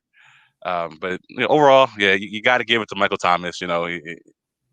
This man, 80% catches, and the things that he's done. But it's still impressive to see, with less catches, Mike Evans still puts up very similar numbers as Michael Thomas, and he's done it for already 6 years running, for a long time by himself in the Tampa Bay organization. Everybody wants to talk about Vincent Jackson and all that stuff, but consistently putting up those type of numbers, and coaches know what he can do, and he still does it for 6 years. Once again, you can't undercut that success, man. You can't. Right, you can't. That's true. Agree to disagree. Hey, I got a problem with that. Tim, thank you very much for the $5 Canadian, I think. True or false? If Saints sell Drew, Jameis, and Taysom and use that money to get Deshaun Watson, Saints going 17-0 into the bowl. I like that energy, but I'm going to say hex to the no. That is not going to happen, man. Like, I got Deshaun. I got Deshaun Watson as one of the best young talents in the NFL, but he does. Let's just call it. Let's be honest. He has issues with being healthy on the field. He's a little bit of injury prone. Now you can make the argument to say the Saints offensive line be able to keep him up, but sometimes there's a such thing as running yourself into the sack, and Deshaun Watson does that pretty well. So DJ, I'll let you talk a little bit about that. What do you think about Deshaun Watson? What do you think about Deshaun Watson as a whole, I should say? I'm a big Deshaun Watson fan. I love everything that he has to offer as a quarterback. Like you said, I mean, part of his game, he can cause sacks, but at the end of the day, throwing the ball, the man's really, really good, man. If you were to package, I guess, Jameis, Drew, and Taysom, I shoot. I don't know that, I don't know. I would consider that, if that's actually the question. This is my personal opinion. I think that Deshaun Watson is one of those players that don't get a lot of credit either. Coming from in the draft too, he was the third or fourth drafted quarterback out that class. In my opinion, I thought he was either one or two, but it wasn't. That actually didn't end up happening. But if that's a fun question to ask, I think that it would be interesting if y'all were to package all that together and get somebody like Deshaun Watson, because I think he could do a lot of good in this offense. But I got Jameis, man. Y'all be all right, man. Yeah, man. Okay, final question. I know you got to get up out of here. The final Yeah, I gotta question go. is week 1, Saints versus Tampa Bay Buccaneers. What do you think about that game? Who do you think is going to win the week 1 matchup, Saints versus Tampa Bay? I mean, it's wow. It's a lot to ask at this moment. If I had to go with my heart, I'm saying the Saints. If I had to go as a fan, I'm saying the Buccaneers. As of right now, I'm going to give it to the Saints just because of the whole COVID-19 situation. No team activities. You know, we got a new quarterback that needs those off-season activities that are not happening, and it's an uphill battle to ask a team that's been established. There's not much change going on with the Saints when you're talking about. I mean, you do have Emmanuel Sanders now, so that is going to be a nice little weapon to add. Your defense is basically the same. Um, it's a uphill battle for the Buccaneers to ask them to beat the Saints that first game of the season, but it wasn't a lot to watch Fitz Tragic Yeah, do it, a couple years true, ago. And the Saints true. also have a history of starting off slow, even though y'all have had similar teams coming into that season. So it's gonna be interesting to watch, man. But if I had to say right now, Saints beat the Bucks. But we're gonna come back and get y'all a little later. Okay. That sounds good. I'm pretty sure that's music to the Who That Nations is. But DJ, thank you so much, man, for being here, man. Let everybody know how they can get in touch with you and give them your information, man. Um, Look, definitely can get in contact with us. NFC South versus NFL. I'm the one person that hasn't transitioned into kind of my own before on my own platform. It's I coming. guess, yeah, it's coming It's definitely because coming. I'm somebody. I got a family. I work 2 full-time jobs. It's Mhm. I got a lot going on. I love Right. talking sports. I love talking football. I love talking Buccaneers. TJ knows this. I can sit on here for another hour talking Saints, talk crap about y'all, talk about New Orleans, Atlanta Falcons. I do it all, man. Mhm. I'm getting I got a laptop now. So I got my little headphones. I got a microphone coming. So I'm trying to get my stuff ready Yeah. to definitely transition. But look out for me. I can't remember my Twitter handle. No, I as you haven't say, been on Twitter so long, man. no But Twitter just look out handle. for me. I'll definitely link it. When TJ and we're gonna probably link. I wouldn't be surprised on here again. And look out for the NFC South versus NFL because we coming back Mhm. together. Yeah. Still looking for the Atlanta Falcon fan. If y'all know any Atlanta Falcon fans out there, please let TJ know. But we can hold an interview. We tried to hold one with one player. I mean, one guy. He was cool, but not really what we wanted. But I'll commend him for at least coming on. Yeah. It's a lot more than I can say about a lot of Atlanta Falcon fans. Yeah. But we would love to have definitely a 4-man panel to talk to NFC South, and we still gonna talk about NFL things. But yeah, man, I appreciate y'all letting me come on. It's your boy DJ signing out. Okay. Man, you And y'all take care, man. Like I said, once again, I appreciate you coming in. Thank you so much, man. You take care, brother. definitely All appreciate right. y'all. All right. That was DJ Hopkins, ladies and gentlemen. Good solid guys, man. Like I said, man, we do a show called the NFC South versus NFL.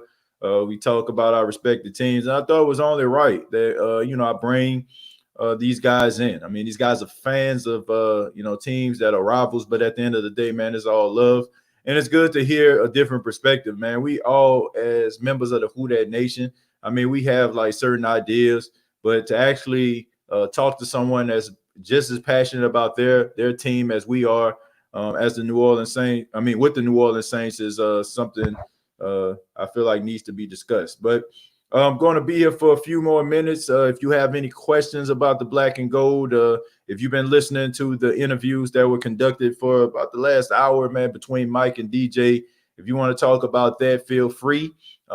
Thank you all so much for being here.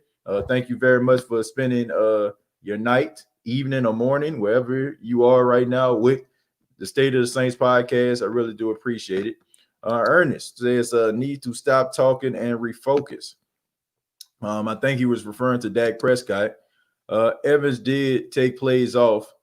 Thomas does not. That's an interesting way of looking at it. I feel like sometimes that Mike Evans, there's been times where he got completely shut down. Like we know about Marshawn Lattimore, locking him down. He didn't have any catches in the game.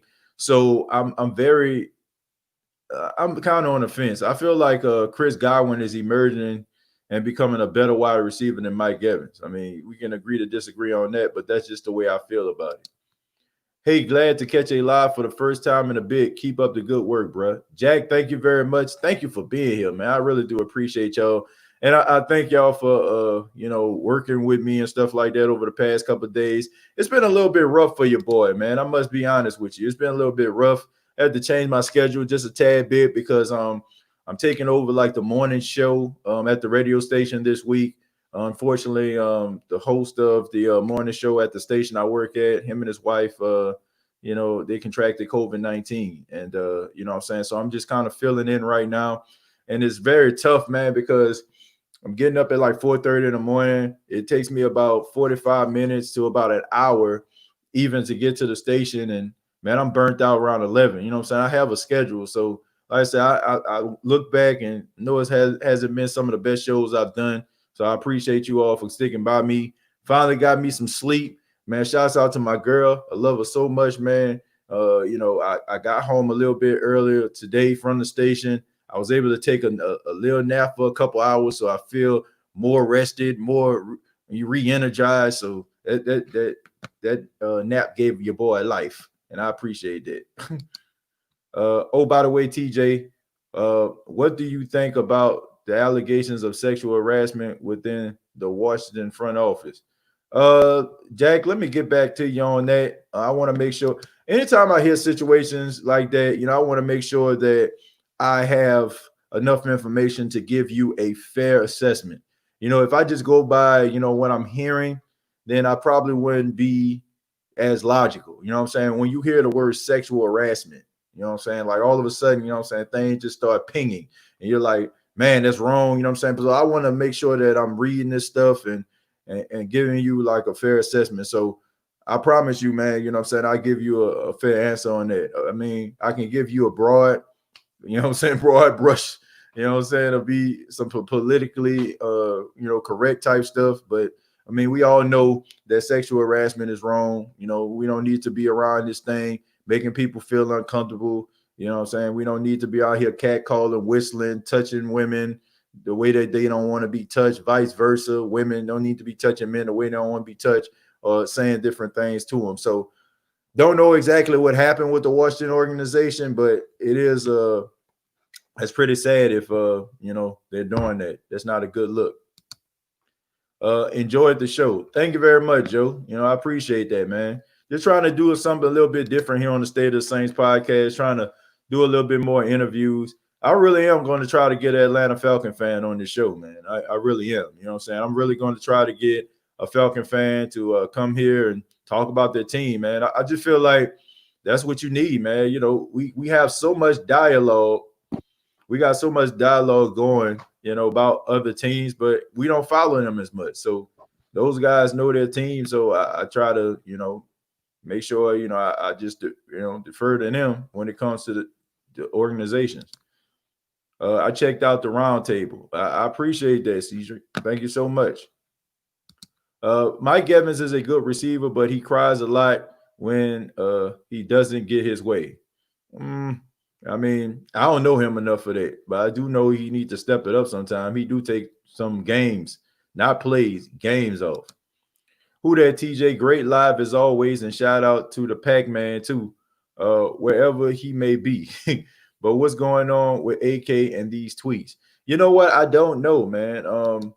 I mean, I seen something today that I posted on the State of the Saints podcast on Facebook, and it said that my number's about to change. You know what I'm saying? So I'm thinking it has something to do with the contract. We all know that Alvin Kamara always putting out cryptic tweets and stuff like that. Sometimes they don't mean nothing. Sometimes he be trolling. So I hopefully it's some good news coming. Hopefully it's some good news coming and something we can be excited about. But I really don't know. I just posted that because I just thought it was weird for him to say. Like always, he just says stuff just randomly. Jack says, who do you hope the Saints focus on draft-wise after this season? I know it's early, but I wouldn't mind some depth at middle linebacker and a secondary primarily safety. That's a good question, too. I haven't really looked at the draft board. Also, Jack, you got to take into account the season has not happened yet. I mean, there's always guys that kind of emerge. You know, I mean, there's always usual suspects that can come along, but there's always other guys that kind of step up and, you know, they become, you know, people that we didn't even think were going to be that good. So I would have to let the season progress in order for me to answer that question. I know the Saints probably want to be looking at, you know, getting another running back at the end of the season. I don't know if they're going to keep Latavius Murray for that full 3-year contract. I guess it all depends on, you know, how well he plays. But I think the Saints may need to start looking at a running back kind of similar to the style and, you know, of a Mark Ingram to be a 1-2 punch with Alvin Kamara. So I think that when you start talking about paying guys, you got to start looking into the draft in order for you to restock your cabinet, so to speak. So I'm thinking like maybe like a running back or something like that the Saints may possibly need to be looking at. Shout out to Cam Jordan. Let's take a moment to appreciate a player that has never missed a game for us. Yeah, man, inevitable. Cam Jordan is one of those guys that can do it all. And he's a leader, man. You know, he's a leader of the organization. He's one of those guys that a lot of people appreciate. I mean, he has a big personality. He's a fun guy. He's a funny guy. He has a great future in broadcasting, which I'm pretty sure he's going to be a color commentator for Fox or CBS somebody. He's going to be the main attraction on the NFL Network. Like, he's a really talented dude. So I have a lot of respect for Cam Jordan. He's a consistent guy. And over the past 3 years, he's been playing some of his best football. So no doubt. I'm late, but I'm here. Who that? What's going on, Dwayne? Well, some things you missed, man. I had two of my good friends. I had Mike Ricks. He's a fan of the Carolina Panthers. DJ Hopkins, fan of the Tampa Bay Buccaneers. They were on the show tonight. They were talking about their teams and stuff like that.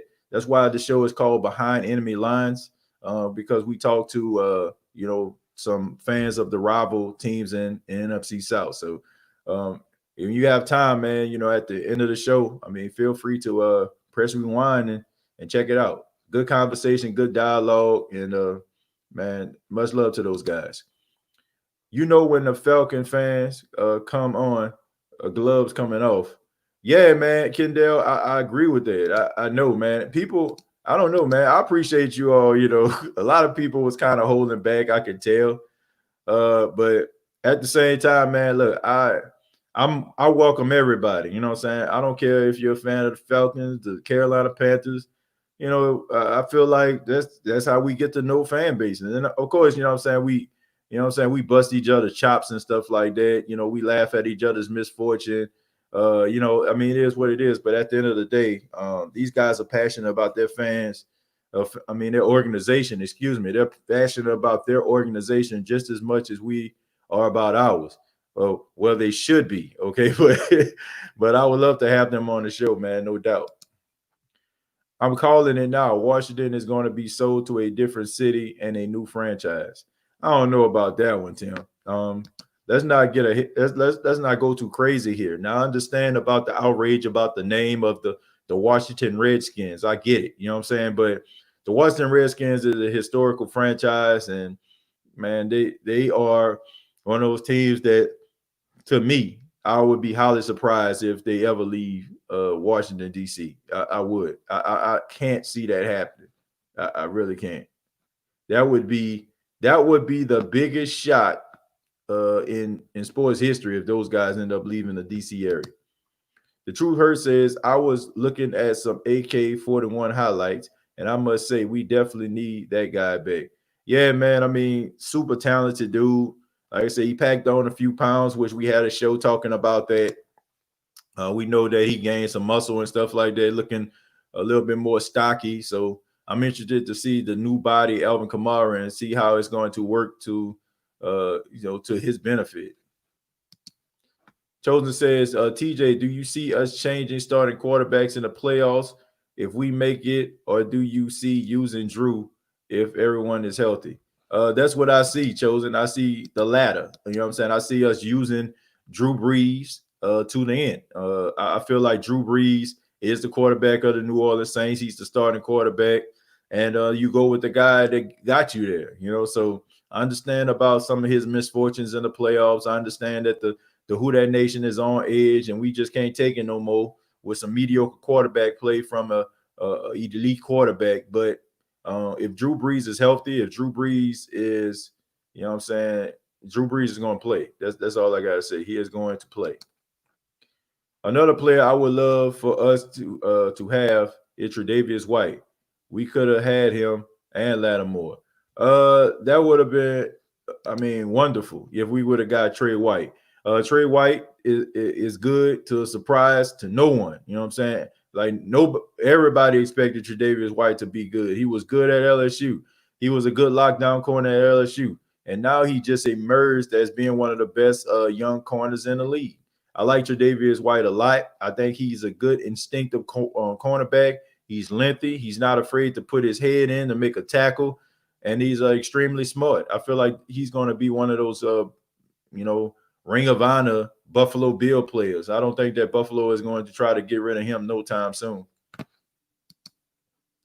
Nice title, Behind Enemy Lines. Yeah, man. I'm kind of biting off that. I ain't gonna lie. You know what I'm saying? Like I actually got that. I got that from the movie, of course. But I think I heard that somewhere. I can't remember where. Maybe it was like WWL. I heard somebody say that before. I can't remember, but hey, man, it was a good one. I give the person credit if I can remember, but I did take that title from somebody. But think about it, TJ. If these accusations are real, how can the high ups in the organization ever live it down? Who's still going to support?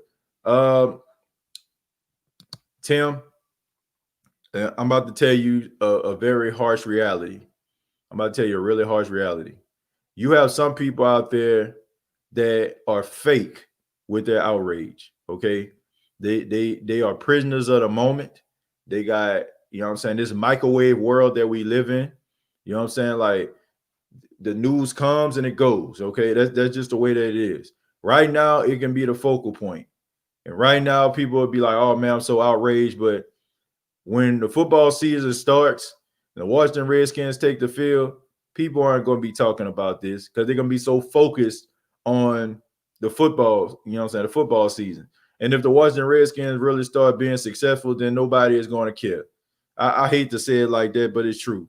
Like the biggest thing to solve some of these issues and these controversies is winning, you know what I'm saying? Or playing a game of football. So I don't think that it's going to be to a point unless they really have some very strong some really strong evidence of these accusations. I don't feel like it's going to affect the team at all. I mean, between like the name change and the season starting back and wondering if we're going to have a season or not, it might be one of those situations that fly under the radar. Not that I'm saying that I wish that it does, because I really feel like we just need to be consistent with our outrage and not just kind of hang on to like certain stories because we want other people to make us think, make us believe that we are great people, okay? Because some people do that. Some people just sit around and they watch different situations happen and then they throw their hat out there to make it seem like they're more outraged than what they actually are. So as long as you got people like that, real situations, real stories are going to continue to fly under the radar because we're not consistent with our outrage. I'll be ripping them says, TJ, I need to apologize. I feel like I let you down, man. I mean, I haven't fought once during the entire live. Do you forgive me, homie? I'm sorry. Well, I'll be ripping them, man. Look, I do forgive you, man. It's no big deal. I just appreciate you being here, brother. So thank you so much for being a part of the live as always. What game do you have a big circle around on the calendar this year?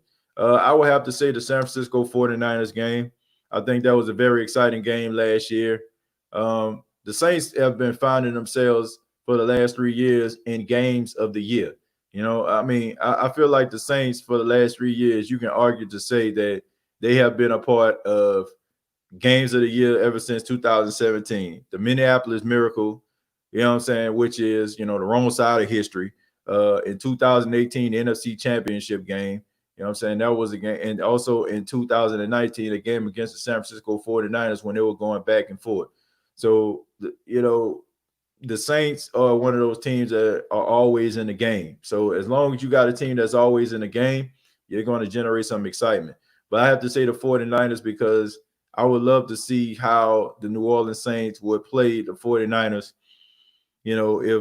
and I wonder like what it would have been if Jared Cook would have stayed in the game. That's just me. So hopefully I get my answer, and I think the Saints might get a little bit of revenge on that. I forgot I was living in the 21st century. Absolutely. You know what I'm saying? Like I said, Tim, it's not about what's right and what's wrong sometimes. I mean, it's supposed to be that way. It's supposed to be about what's right and what's wrong. But that's not the world we live in. A lot of people, you know what I'm saying? Like we live in a social media world where social media has taught society that their worth is based on the attention that they garner. You know what I'm saying? Like that's just what it is. Like people would put a picture up, and if that picture is not up for if that picture is up for 15 to 20 minutes and they don't get a certain amount of likes, they'll take it down because they're looking for validation from other people. Okay, but that's the world that we're living in. And I'm saying that to say this. You have people out here who are basically like they used to call lawyers who always on TV. If you've been hurt in an accident, any type of accident, they call them ambulance chasers. You got a lot of people out here that are outrage chasers. Okay, they chase outrage, and they can put on this big act as if they're super outraged about it. They'll be in the streets with the big horns, but when behind closed doors, they're looking for the attention from other people. They want to be able to do vlogs and get thousands of people attracted to them. They want to build up their Twitter following. They want to build up their Instagram following, and they want to put on this big narrative that they're a good person. But in reality, they're doing all these things to try to get attention on themselves. And it really wouldn't matter to them if they get all the attention and the story that they are focusing on doesn't get any at all. And as long as we live in a world like this, Tim, we are going to continuously have issues that are going to fly under the radar, and they're going to continue to have issues that are going to not get the attention and attraction that it deserves. So I think people need to change the way that they think. I think they need to stop worrying so much about what social media thinks about them. Stop putting your worth up against other people's worth, and don't let random strangers tell you who you are. So as long as we're continuing this same cycle, we're going to have these same problems. And unfortunately, the victims of these issues are going to never get the attention that they really deserve. And it's sad. If you had the power to edit one moment from the Saints, which would it be and why? It probably would be the Minneapolis Miracle. I think the 2018 NFC Championship game, it goes without saying. But to just make sure that I just don't go with the most simple scenario, I just have to pick the Minneapolis Miracle. Let's see. Chosen says TJ is crazy how LSU have all the great corners and secondary players coming out, and we can't get our hands on none. And we 45 minutes away within city limits. We should start drafting LSU players. Chosen, I mean, this has been a topic on the show for years, man. And you already know. I mean, you've been here for years, brother. So the fact is, everybody feels that the Saints need to draft LSU players, and I really just don't know why they don't do it. I think it has a lot to do with the fact that Sean Payton just feels like these guys can be susceptible to some of those outside influences of being so close in the proximity of their homes. You know what I'm saying? Sometimes that's not a good thing. Sometimes you need to go a little bit further away in order for you to find yourself. And it's much easier for you to find yourself by going somewhere that nobody really knows you. You know what I'm saying? To find your own adventures. And some of the homeboys that probably where negative influences on you can't get to. You can fly those guys out, but 9 times out of 10, that's not going to happen. So maybe Sean Payton is looking at it like that. And also maybe he's looking at the fact that under Les Miles, LSU players were getting suspended left and right, and it don't seem like they had much discipline. So maybe he's looking at it that way. I feel like those two different scenarios that I brought up are the reason why the Saints don't really try to draft LSU players. And a part of me, I have to say, man, I don't too much blame them. It's one of those things where you have to save someone from themselves. And maybe, the Saints organization understand, that maybe it's best for some of those close players that play, what I'm saying, in Baton Rouge, maybe it's best for them to go somewhere else to spread their wings. I think if you look at all these Super Bowl winners from the past 10 to 12 years, and maybe longer, all have had at least one really good safety. I think it's imperative. Well, inevitable. I agree with that. You know what I'm saying? Let's look at the Kansas City Chiefs, right? So the Kansas City Chiefs in the 2018 AFC Championship game, they were getting picked apart later in the game by Tom Brady and the New England Patriots. The next year, they signed Tyrann Mathieu, the Honey Badger from the Houston Texans, and the rest is history. And we all know how beneficial he was in that AFC Championship game against the Tennessee Titans. I mean, he was all over the field. But I think that the Saints, the acquisition of Malcolm Jenkins is going to help the New Orleans Saints. Sometimes you need a confident leader out there that can get guys in place and also to motivate guys out there.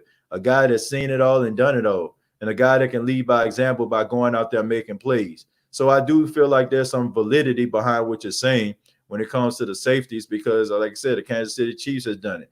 You know what I'm saying? I mean, we've seen like Patrick Chung leave the New England Patriots, go to Philadelphia, and then come back, and the secondary has become better. So that's a strong statement. That's a statement that has a lot of validity, and I have to agree with you on that one, man.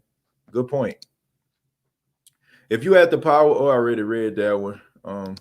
Let's see. Say, TJ, do you see the Saints going 16-0 in 2020? Tea time. Absolutely not, man. Come on, let's be realistic about this. We would love to see the New Orleans Saints going 16-0. I would love to see that, but I don't think that's going to happen, man. Teams are too good. The NFC is too strong. It's not, the AFC is one of those divisions that's top heavy, and then you got a bunch of people at the bottom. In the NFC, there's teams that can really get hot, and they can start winning a lot of games. So it's going to be tough for the Saints. I mean, any matchup the Saints pull in the playoffs would be a tough one. I mean, would you be confident if the Saints played the Seahawks? Would you be confident if the Saints played, the 49ers? Would you be confident if the Saints played the Green Bay Packers? Well, I'd be more confident about that one. But there's so many teams in NFC that the Saints can match up with in the playoffs, and you'll be on the edge of your seat. You can't just definitely say, man, the Saints are just going to win this game. You can believe, and your fandom will kick in and say, man, they're going to win. But at the same time, there's still going to be that level of skepticism in the back of your mind, like, I'm nervous about this game, and I hope that they win it all. So that's a good point. You know what I'm saying? Like, that's a good question that you asked. 16-0, you can tell. There's some there's some who that nation running through your blood right now. You know what I'm saying? For you to even say that statement, but I don't think they're gonna go 16-0. Week 1 versus Houston was a thriller too. Yeah, that was a really good game. That was an exciting game, and how it ended with Will Lutz's 58-yard field goal. And I always just thought, man, what justice that was. You know what I'm saying? That Will Lutz would kick a 58-yard field goal, and the last time the Saints were in the Superdome in the NFC Championship game, Greg Zuerlein kicked a 57-yard field goal to win the game. So, I mean, that was just like, things coming full circle. With this current 2020 roster, which Super Bowls could we have won? Chiefs in 2019, Patriots in 2018, or Pats in 2017. I feel like we would have won against the New England Patriots in 2018. I still feel like the New Orleans Saints team in 2018 was the best Saints team they ever had. That was the best Saints team I ever seen on paper. As far as like their skills and just the team that they had, it was just sad. I feel like they were figuring out what they were in 2017. I don't feel like a lot of people felt like the Saints were the best team in the league. They got hot, you know what I'm saying, when they won like 8 or 9 straight or something like that, but they still were trying to figure it out. And I still feel like the Eagles were a little bit better, and I don't think the Vikings were. So I think that the right team won. I think the Eagles winning that Super Bowl, that was the right team that won it. But in 2018, I feel like they would have beat the Patriots. Not Saints related, but being in Dak's shoes, would you sign a deal with the Cowboys, put on the table, or would you try to get more? Look, I'm all for guys getting paid what they work. Okay, whatever you feel like you work, go for it. But you also got to be realistic. Okay, you got to be realistic, and I get it. It's not for you to have to deal with this, saying with the salary cap. That's the general managers in the organization. But you got to be realistic, man. I mean, for weeks we have been talking about Jadeveon Clowney coming to the New Orleans Saints and who he gonna sign with. This guy wanted like north of the border $21 million. Like, you haven't done enough for you to get that type of money. Like, come on, man. Let's just be honest. If you're working, right, if you got a job and your job is getting paid off your performance, okay, and you see people around you, what I'm saying, that they working hard and you just standing there or whatever, you just basically doing the bare minimum. And all of a sudden, like on payday, this guy's getting a bigger check than you, this guy getting a bigger check than you, and you getting, what I'm saying, you looking at, well, what about me? And the manager might say, well, you didn't do as much as those other guys. I mean, you got to be realistic. You know what I'm saying? You can get mad and be like, man, I quit. But realistically, if you put your best foot forward. Dak Prescott has done some great things with the Dallas Cowboys. He was rookie of the year. They went like 13-3, lost to the Packers in his rookie season. I mean, I get it. You know what I'm saying? I think the guy is tough. I think he's confident. But just being confident, just being a good guy, and just being a leader of a team don't mean that you are a franchise quarterback, okay? That just means that you have some good qualities about you. And I do feel like Dak Prescott is probably going to go somewhere else, because I would. You know what I'm saying? The team basically just told you in so many words, like, we don't believe in you. So if that's the case, then you need to go somewhere else. I'll be ripping on my dude everywhere. Yeah, I'll be always, man. He always on here. And so shouts out to him, man. Much love to him. Kendall says, keep up the good work, TJ. We appreciate you, bro. And can't wait until the Unapologetic Podcast takes off. And all I got to say is, who that? Yeah, Kendall, thank you very much, man. Episode 1 of the Unapologetic Podcast is this Sunday. I ask that you all subscribe to the channel, the Unapologetic Podcast. It's a great project that I'm looking forward to doing. It's not going to be sports related, folks. You know what I'm saying? It's going to be talking about just random things. You know what I'm saying? It's going to be talking about life. It's going to be talking about some of the things that's going on in the world. Get in depth with just so many things and possibly, just start getting interviews with different individuals. So please subscribe to that channel. It's available on YouTube, youtube.com, search Unapologetic Podcast, and just check it out, man.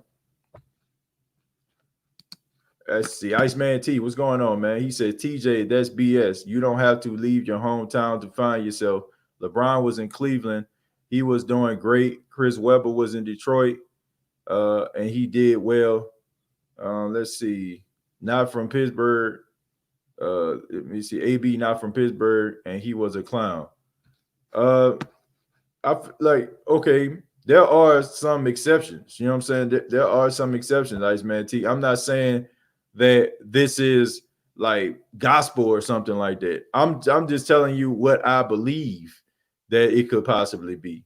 I don't feel like it's BS. I feel like there's some validity behind it. You know what I'm saying? Like, you talk about LeBron, but LeBron was pretty well-rounded. You know what I'm saying? LeBron had some mentors and some guys that were around him, you know what I'm saying, that kind of helped him to make that transition. And he is not from, you know what I'm saying, he from Akron, you know what I'm saying, not Cleveland. So I think that kind of helped him too, you know what I'm saying, that he kind of got the right team behind him. I mean, all this has to be, you know what I'm saying, the type of team that you have. Notice when I said Iceman T, a lot of outside influences that could affect your decision making. Some of that can't, you know what I'm saying, is not going to be in a bad way. Some of it can be in a good way. There are exceptions. Like you say, you talk about Chris Webber, you know what I'm saying? Chris Webber was from Detroit, But I mean, he played at Michigan, but then he got drafted by Golden State. You know what I'm saying? And then he was out there in Sacramento. So I'm not saying that, that it's going to be like that all the time, but there are cases where teams may feel that, guys being too close to home, you know what I'm saying? So many vices, you know what I'm saying? And things they can get into being young. I mean, just imagine, you know what I'm saying? All of a sudden, you wake up one morning, you got $10 in your bank account. The next thing you got 5.6 million up in that thing. You know what I'm saying? So some teams don't feel like those guys can make, the right decisions. I mean, look at Dez Bryant, right? I mean, Dez Bryant, towards the later part of his career, he became an upstanding citizen in Dallas. But at the beginning, man, he was getting in all type of trouble. I was staying in Dallas during that time. I mean, getting in fights in the club and you know what I'm saying, and his homeboys and stuff like that, man. Like, just I mean, it was a bad look. So sometimes, there are cases where guys can rise above that, but there are some cases where those type of things could affect the player. Honey Badger don't care. Yeah, that's true, man. Honey Badger is really good, and I'm so happy for a guy like him. You know what I'm saying? Like that's a prime example of a guy that rose above. You know what I'm saying? What happened to him? I mean, we know he got into some trouble in college, got kicked off the team, but look how he changed his career around. He went to Arizona. He partnered up with a guy that was his teammate in Patrick Peterson. Patrick Peterson kind of, mentored him. And now look at this guy. I mean, he's an upstanding citizen in the league. Got a lot of respect for him. LeBron was a number 1 overall pick. Yeah, he was. And his team was, you know what I'm saying, and Cleveland was horrible. But like I said, man, LeBron is a different entity, man. You know what I'm saying? He did all of the right things. Like, it's amazing how this guy's been. Like, you can like LeBron, you can not like LeBron, but one thing you can't say about him, he maximized his potential. He maximized his potential. So, I mean, great story, man. Great success story. Saints could have went 14-2 at best. I agree with that. I agree wholeheartedly. It was the best Tyrann Matthew to move away from Nola. I love that. We Saints have to direct a pipeline from the Ohio State to the Saints. Yeah, man, Ohio State seemed like that's the move. But, I mean, it seemed like to me like those Ohio State players they picking up been pretty doggone good for the Saints. 16-0, 15-1, 14-2 is cursed. Look, I don't care what they are, as long as they make the playoffs and go to the Super Bowl. I hate to say it, I don't really care that much about regular season records, as long as that regular season record gets you to the playoffs. Because if you get to the playoffs, there's a strong chance that you can make it to the Super Bowl. Teams get hot all the time. And it don't have to be like you just have double-digit wins or lost 1 or 2 games. Because y'all seen the Tennessee Titans, man. Tennessee Titans kind of backed into the playoffs, and they were in the AFC Championship game. To be honest, I wouldn't want us to go 16-0 because I feel we would get too relaxed and end up losing when it mattered most. I feel we need to remain humble and focus, like when we lost to Fitzmagic. Yeah, I mean, sometimes that can be a curse, the fact that everybody going to be paying attention to you, wondering if you're going to run the table. Start bringing up the 72 Dolphins, so Saints would have beat New England in 2018 and 2019, no doubt. I agree with the 2018. The true hurts, I believe the Saints were supposed to be back-to-back Super Bowl champions in 18 through 20.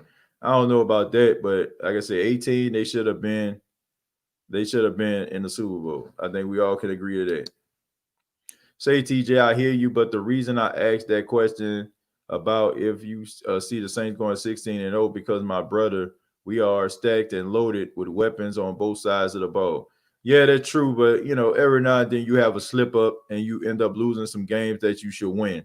I mean, a missed field goal, an interception, a stroke of bad luck of some kind. So I think that it just kind of, unless you like the 2007 Patriots, it just happens. TJ, what it do, baby? Who that? Man, Scooby-Doo, what's going on? Appreciate you. Appreciate you being a part of the live. Realism is real. Dak had made huge strides to correct his passing skills based from his past 2 seasons, but a fourth round pick being offered 30 plus million, I think his agent sold him out. So that's one of the reasons why I don't think he had the same agent.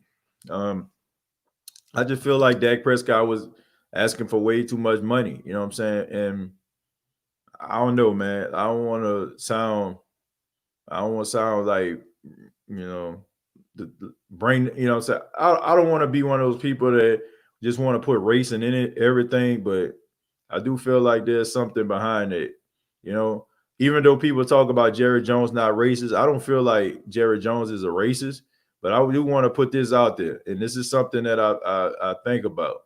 Even though, you had people like Emmitt Smith and Michael Irvin and Dez Bryant and all these African-American players on your team, none of those players played quarterback. And there is a stigma about black quarterbacks out there that, they're not very smart and they can't make good decisions. And I don't know, man. I'm not saying that Jerry Jones is feeling this way, but it's a very interesting subject and a very interesting conversation to have.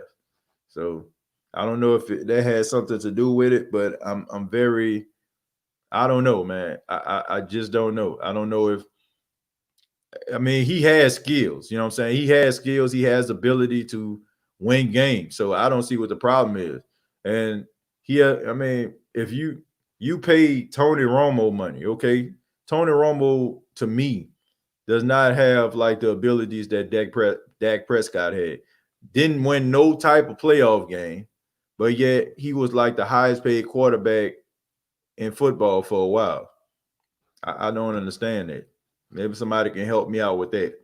But I just feel like maybe there's some validity behind it. It's easy to pay guys I feel like at skill positions, but are people still holding on to that stigma about black quarterbacks?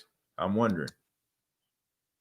I feel if we're not interested in Rodgers, your boy Matthew Rivers or Dak next year, we have to keep Jameis. Not every day you get a first overall pick in free agent for $1 million. I feel like Jameis deserves an opportunity, man. I don't feel like the narrative of Jameis Winston has been written just yet. I feel like there's still an opportunity for him to resurrect his career. I mentioned earlier when I had DJ on the show, DJ Hopkins, a fan of the Tampa Bay Buccaneers.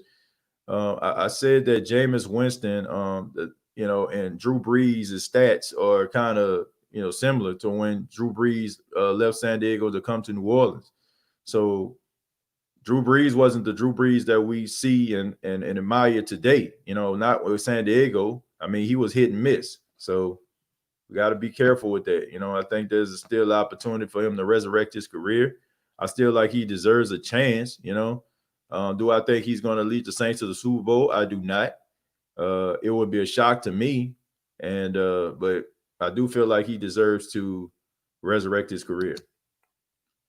The first round bye with home field advantage is a very important position to have. Well, I would say I would agree with you, Dwayne, to what I seen last season until I saw that. Okay, I seen the Saints lose at home to the Minnesota Vikings. I don't buy into that stuff. I feel like the media kind of gas us up sometimes and make us feel like, oh, home field advantage throughout the playoffs. Oh, man, you got to have that. You got to have that. Teams that went on the road, like we just seen the Titans go on the road and basically destroy a 14-2 Baltimore Ravens team at M&T Bank. You know what I'm saying? We seen them going to Gillette Stadium where Tom Brady didn't lose much at all. You know what I'm saying? I think it's in single digits how many times he done lost at Gillette Stadium in a 20-year career. So even though it's good to have home field advantage throughout the playoffs, that's the goal. I still feel like you can still go on the road and win a football game. I'm just not buying that. I feel like if you good, you good. Okay, no matter where you play. Man, I want Matthew Stafford. Jameis is not the answer. I would definitely pick Matthew Stafford over Jameis Winston if that was the case. I definitely would. If it came down to it. Okay, if it was like Jameis talking about wanting a certain amount of money and I can get Matthew Stafford for less, I'm rolling with Matthew Stafford. You ever woke up in the middle of a Saints game? I did it when they were playing the Titans last season. Not recently, AJ. Not recently. I remember back in the 90s when they sucked. I used to get the best sleep of my life. The only thing that was missing at that time, I don't think Posturepedic pillows were made yet, but I definitely used to make myself a nice little pallet on my grandmother's living room floor, and I definitely used to go to sleep. Best sleep of my life. Watching the Saints game and how they just used to, just screw up, and it was just to a point where you just had to take a nap just to calm your nerves, with them. So yeah, definitely. What are some of your Saint superstitions? Mine is to sleep on the couch away from my wife every Saturday night. Well, I don't know what that's going to do to your marriage, AJ. I don't know if that's going to sustain your marriage. You know what I'm saying? You staying away from your wife like that. I'm just kidding, man. I don't have any superstitions with the Saints. I really don't, man. Like, I don't have no lucky socks or anything like that. I just watch the game. You know what I'm saying? I just watch it. I don't really have any superstition. I just hope that they actually win. I just hope that they win. That's the only thing. So no superstitions over here. If I'm Dak Prescott, I'm leaving Big D. Jerry Jones paid Ezekiel Elliott, and he's been in trouble off the field, and Dak hasn't been in any kind of off the field trouble. I agree with that. The truth hurts. I mean, the writing's on the wall. I mean, if they really wanted you, they would have moved heaven and earth. So I don't know, man. I just feel like they don't really trust him to be the guy. Or maybe they don't feel like he's exciting enough. That could have a lot to do with it. I'm a firm believer, and Dallas Cowboy fans may not believe this, but I don't think Jerry Jones too much care about the Cowboys winning the Super Bowl. You know what I'm saying? I really don't. I feel like the narrative about Jerry Jones has already been written. And honestly, man, like, they still going to talk about the Dallas Cowboys regardless. Like, I never seen a team that really didn't do much of nothing over the past 20 plus years get so much attention.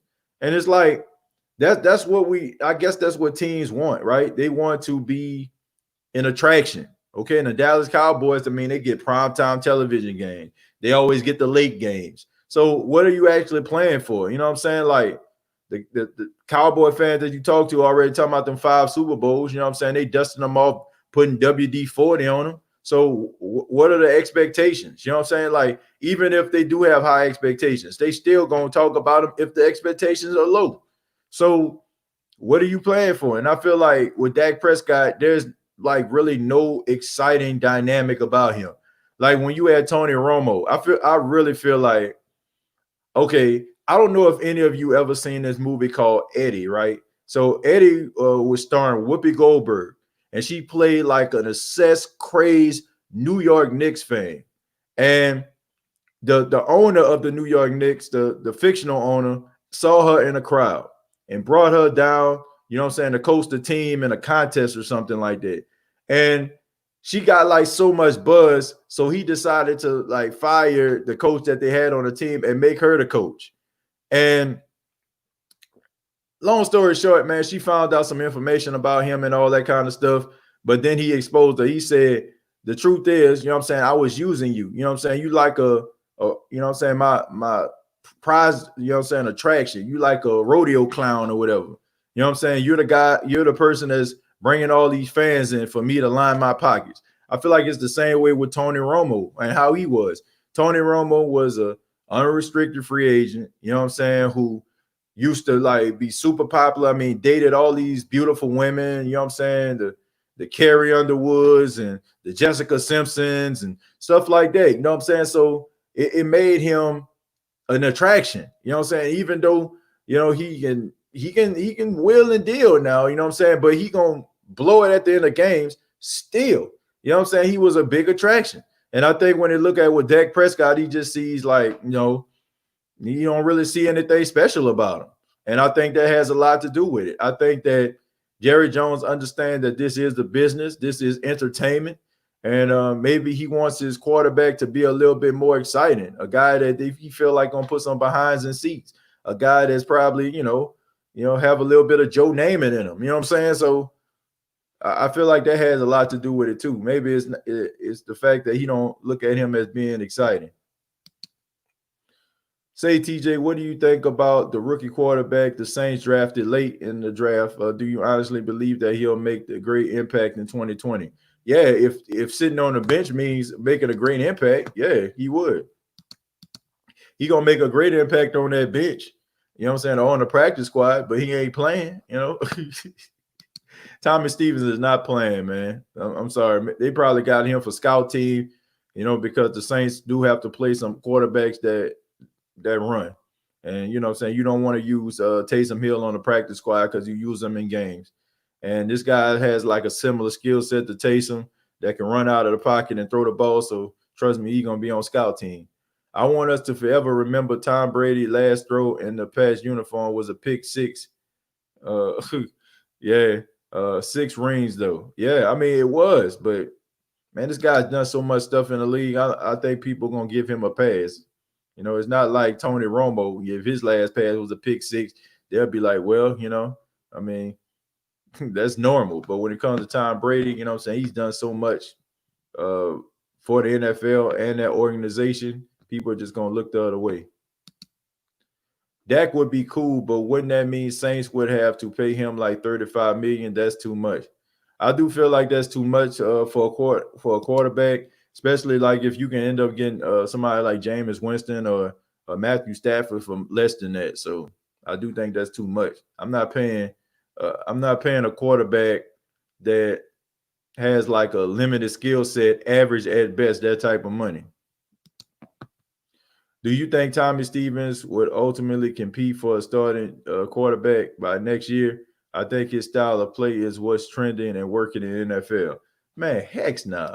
Dwayne, I'm sorry, man. Nah, man, you my guy, but no way. No freaking way. Tommy Stevens ain't competing for nothing.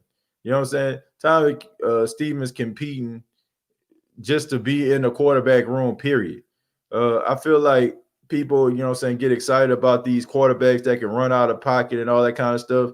But let's pump the brakes on Tommy Stevens, man. Tommy Stevens was a quarterback who couldn't get a starting quarterback job at Penn State. You know what I'm saying? Like he couldn't do that. So he ended up coming to Mississippi State and he couldn't even get a starting job there. You know what I'm saying? He was in a rotation. Like we acting like this dude took the world by storm or something like that. I mean, this dude highlights probably consist about 2 to 3 minutes. Man, it's not like he just set the world on fire or nothing. I understand like the new wave is the running quarterback and all that kind of stuff, but I don't think that he's going to be a factor at all. I remember that movie. Yeah, it was a good movie, man. Who that? 40, killing myself laughing. Let me see. Let's see. If Drew Brees plays pathetic in the playoffs, I think he shouldn't be allowed to see another season. That's a little bit harsh, Iceman T, but that's not going to happen. Dang, TJ, WD-40, though. Yeah, man. The Dallas Cowboy fans dusting off them rings, man, trying to blowing off the cobwebs and stuff. You know, like, come on, man. Like, for real. Like, let's be serious about this. Like, you can be in denial and all that kind of stuff if you want to, man. But you know, deep down inside, if it wasn't for the media, love for the Cowboys, and using them as a ratings ploy, nobody would care about the Dallas Cowboys. That's just what it is. Nobody would care. If they treated the Dallas Cowboys how they treat these other teams that aren't successful, then nobody would be talking about the Cowboys. The Cowboys are relevant because of the media. Has absolutely nothing to do with them winning over the past 26 years. It does not. Okay, so let's just be real about this. The NFL, the national media, they're not being fair. Okay, they go with what they feel like people want to hear. That's why you get like 3-4 segments about the Dallas Cowboys every day on Undisputed. You know, like Skip Bayless is going to do his job to talk about the Dallas Cowboys. The ESPN First Take, Get Up, they're going to do their job talking about the Dallas Cowboys. Nothing can be going on with the Dallas Cowboys, and they're still going to find a way to try to put them in the news. So for all these Dallas Cowboy fans out here that make it seem like, oh, the world want to hear about the Cowboys. Nah, man, it's being forced. I'll give you a prime example. Another example. Kanye West made an album called 808s and Heartbreak back in the day. Some of y'all know what I'm talking about. Some of y'all probably follow Kanye West. When you first heard 808 and Heartbreak and you heard some of them songs, I'm not loving you when you wanted to, you're like, what in the hell is this? You know what I'm saying? Like, what the hell is he talking about? And then all of a sudden, like, you find yourself in your kitchen. I'm not loving you when you want me to, and I got the move. You know what I'm saying? You start like slowly start mimicking the song. You're like, okay, well, it do have a nice beat. Oh, you know what I'm saying? It does have a nice cadence. And then all of a sudden, like, you find yourself like putting that on your hit list. You know what I'm saying? Like, it's just what it is. That's just like with the Dallas Cowboys. They forced the Dallas Cowboys down your throat, forcing them on television every Sunday in a primetime slot, forcing to talk about them every Monday on Monday Morning Quarterback. What do you expect? Of course, people, you know what I'm saying? Like, of course, people are going to start looking at them like, damn, man, it's rather, man, won't they get these guys off TV? Are they going to really start, you know what I'm saying, looking at them and be like, man, I hope they lose? It happens. You know what I'm saying? When you make a person polarizing, it's going to have two things are going to happen. People are going to start cheering for them, or people are going to want to see them lose or fail. I mean, we see it with Conor McGregor. We see it with Floyd Mayweather. We see it with the Dallas Cowboys. I mean, it happens. You know what I'm saying? Like, you invest to see them possibly win or lose. But the media has done that. It has absolutely nothing to do with no Cowboys, so they need to stop it. Cut that junk out. Dill Pickle, what up, TJ? How you doing, man? I'm doing okay, man. Thank you for tuning in, being a part of the live. Since the Redskins are changing their logo, should the Saints change their logo because of the Florida Lee connection to slavery? What's your opinion? I think you asked that before, Iceman, or somebody else did. I just think that, and I go back to what I said earlier. It depends on the type of outrage that people have about that situation. You know, I feel like if somebody's strolling down their computer or something like that, trying to find the next thing they can be outraged about to get themselves some attention, they'll probably, you know what I'm saying, come up with that. And if it makes enough traction, then it will force the Saints to change it. But until that happens, I don't see that happening. You know, I think the Washington Redskins were just low-hanging fruit. It was easy for them to be signaled out. I'm looking for the Cleveland Indians to be next. You know what I'm saying? I'm looking for them to change their name next. So that's just what it is, man. People just on a mission to try to make a name for themselves by canceling individuals. You know what I'm saying? We see this going on right now. We seen people wanting to cancel Drew Brees. We seen people want to cancel Deshaun Jackson. We see people trying to cancel Nick Cannon. So, I mean, that's what people on. They on a mission right now, man. They strolling. They ain't got nothing else to do but to stroll for about 2 hours all the way down to, you know what I'm saying, during the time, you know what I'm saying, when you probably weren't even on, but they want to try to bring up old tweets and old footage and all that kind of stuff. Like people can't grow or people can't develop. With the Washington Redskins, look, I completely understand, you know, but as long as nobody's saying anything about the Saints, then it's going to continue to be the Florida Lee on the side of the helmet. Good question, though, Iceman. Thanks, bro. Much love, man. Thank you for being a part. Thank you for being a part of the live, man. Thank you so much. Let's see. Tea time. I think Steven's going to shock us when he plays. I think he will see some playing time. Who that? I have to say I disagree with that. Between the pandemic, Dwayne, you got to take that into account too. I'm gonna take these headphones off. They're killing me. Between the pandemic, the lack of reps, the lack of OTAs, mini camp, what have you, training camp, I just feel like that's gonna be tough, man. I just go if I feel like if you can like have a mini camp, OTA, rookie camp, and all that kind of stuff, then maybe. But him getting off the bus and automatically just going out there, I don't see that. The NFL draft in regards to the Dallas to the Cowboys is a straight clown show. They make it all about Jerry looking like he's sitting on the throne. Totally forced garbage. Yeah, man. I look at the Cowboys, like I said, like I just feel like they just being force fed. I'm a wrestling fan for those that don't know, you know what I'm saying? And one of the biggest storylines over the past 15 years was John Cena. You know what I'm saying? John Cena being forced down the throat of WWE fans, him winning everything. You know what I'm saying? Him always coming through, him always prevailing. You know what I'm saying? And people like, man, get him out of here. Now it's like Roman Reigns is the guy. You know what I'm saying? So it's the same thing with the Cowboys. It's like they keep force feeding you cowboy new. So like I said, it's rather two things gonna happen. It's rather you're gonna become a fan or you're gonna invest in them losing. You know what I'm saying? Like you're gonna have an investment in watching them fail. So and then people are like, go to the ratings. Well, look at the ratings. Like, look at the ratings. Like, I feel like if you do the same thing with the Cleveland Browns, or you was to do the same thing with the Seahawks, or you would do the same thing with the Saints, then you know what I'm saying? Like, it would be the same result. You'll have like a bunch of new Saints fans that will be around here, and people will be discussing a narrative about the Saints.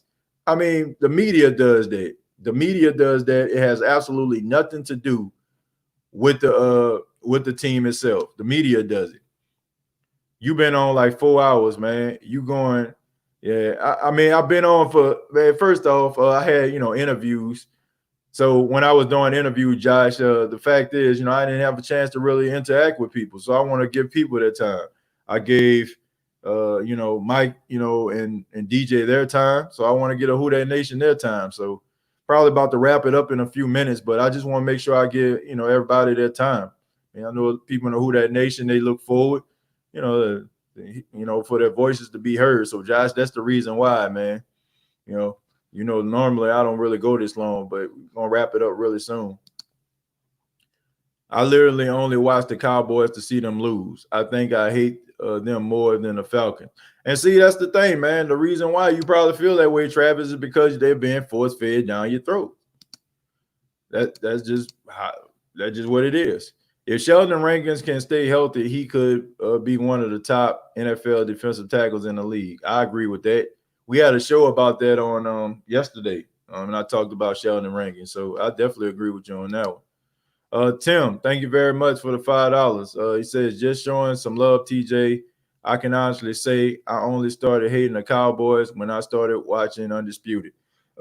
Man, I just never been a fan of Cowboys. Between the Dallas Cowboys, always being on my TV, being underachievers, and still getting all of the press. I just feel like it just made me not like them. And not to mention, man, like I said, I stayed in Dallas. So just listening to that, man, it just made me want to throw up, man, for real. Just I feel like, man, look, if you do great things, then I feel like you need to be talked about.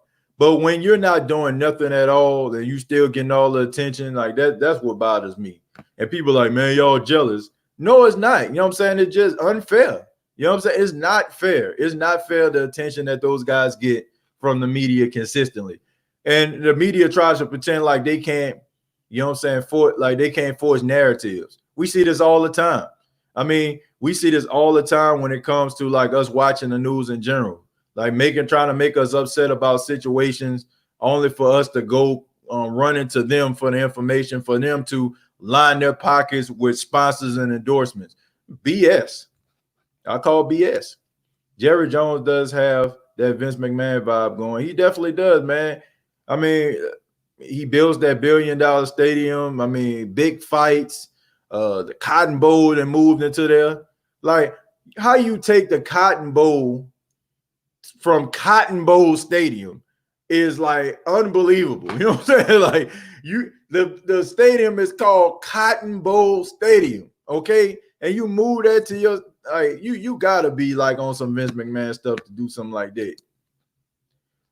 What up, Who Dat Nation and TJ Jones, the host? What did I miss? Man, you missed quite a bit, man. We didn't have interviews. We didn't have great conversations. And now we're about to wrap it up, though, man. Shouts out to Dex, man. I can't talk too much because Xavier Woods of the Cowboys is my half-brother's brother on his dad's side, and he gives him tickets to the game. Well, man, I mean, just because he do that don't necessarily mean you can't be, realistic. And that's realistic. You know what I'm saying? The Cowboys don't deserve the attention that they get. They don't. But that's just what it is, man. That's what the media focus on. Whenever the Cowgirls were about to lose, the cameraman always panted his camera right at Jerry Jones. He used to do this funny thing, vibrating his lips, which was hilarious. That's another thing, too. When you see them down, they always like shoot up to the press box and all that. What Jerry gonna do? What Jerry gonna do? Like I said, man, it's like I guess it's intriguing television that they try to make. You know what I'm saying? It's like a TV show. What Jerry gonna think? What Jerry opinion after the game? Like, I don't know, man. Like I said, if we're talking about being relevant and doing things to make your team relevant in the past 20 to 25 years, the Cowboys shouldn't be in a topic of conversation. Shouldn't. I'm the guy now. Deal with it, Smarks. That's Roman Reigns. Thank you very much for the $2. Yeah, you are, are the guy, but in a like a predetermined world that you live in, you are the guy only because somebody makes you the guy. Case in point, the Dallas Cowboys. The media makes him the guy. Okay, you know what I'm saying? Like, so that's the reason why they're relevant. Tyrone Jones says, great sports talk. What's going on, Tyrone Jones? I don't know if that's my uncle or not, but if that's my uncle, man, what's going on? Much love to you. So if that's my uncle, which I don't know if it is or not, I appreciate you tuning in. If you're not my uncle, I still appreciate you for tuning in. Say, TJ, what do you think about our running back squad? Do you think it's necessary for the Saints to sign and bring in more running backs to the roster? No, not right now. But I do feel like the Saints are going to have to address the issue when you start to pay people. You know what I'm saying? If you're going to pay Kamara, you might not be able to keep Latavius Murray for a long period of time, or you may be looking for somebody to replace him. So I do think the Saints need to try to get another running back, but in the draft. I think people need to understand this, Who Dat Nation. The best way for you to rebuild your team is through the draft. That's the best way that you can do it. You don't have to max out your salary cap or anything like that. You can get guys on rookie deals that can be productive to your team, and it also gives you ways for you to actually build your team through free agency, maybe bringing one or two guys in.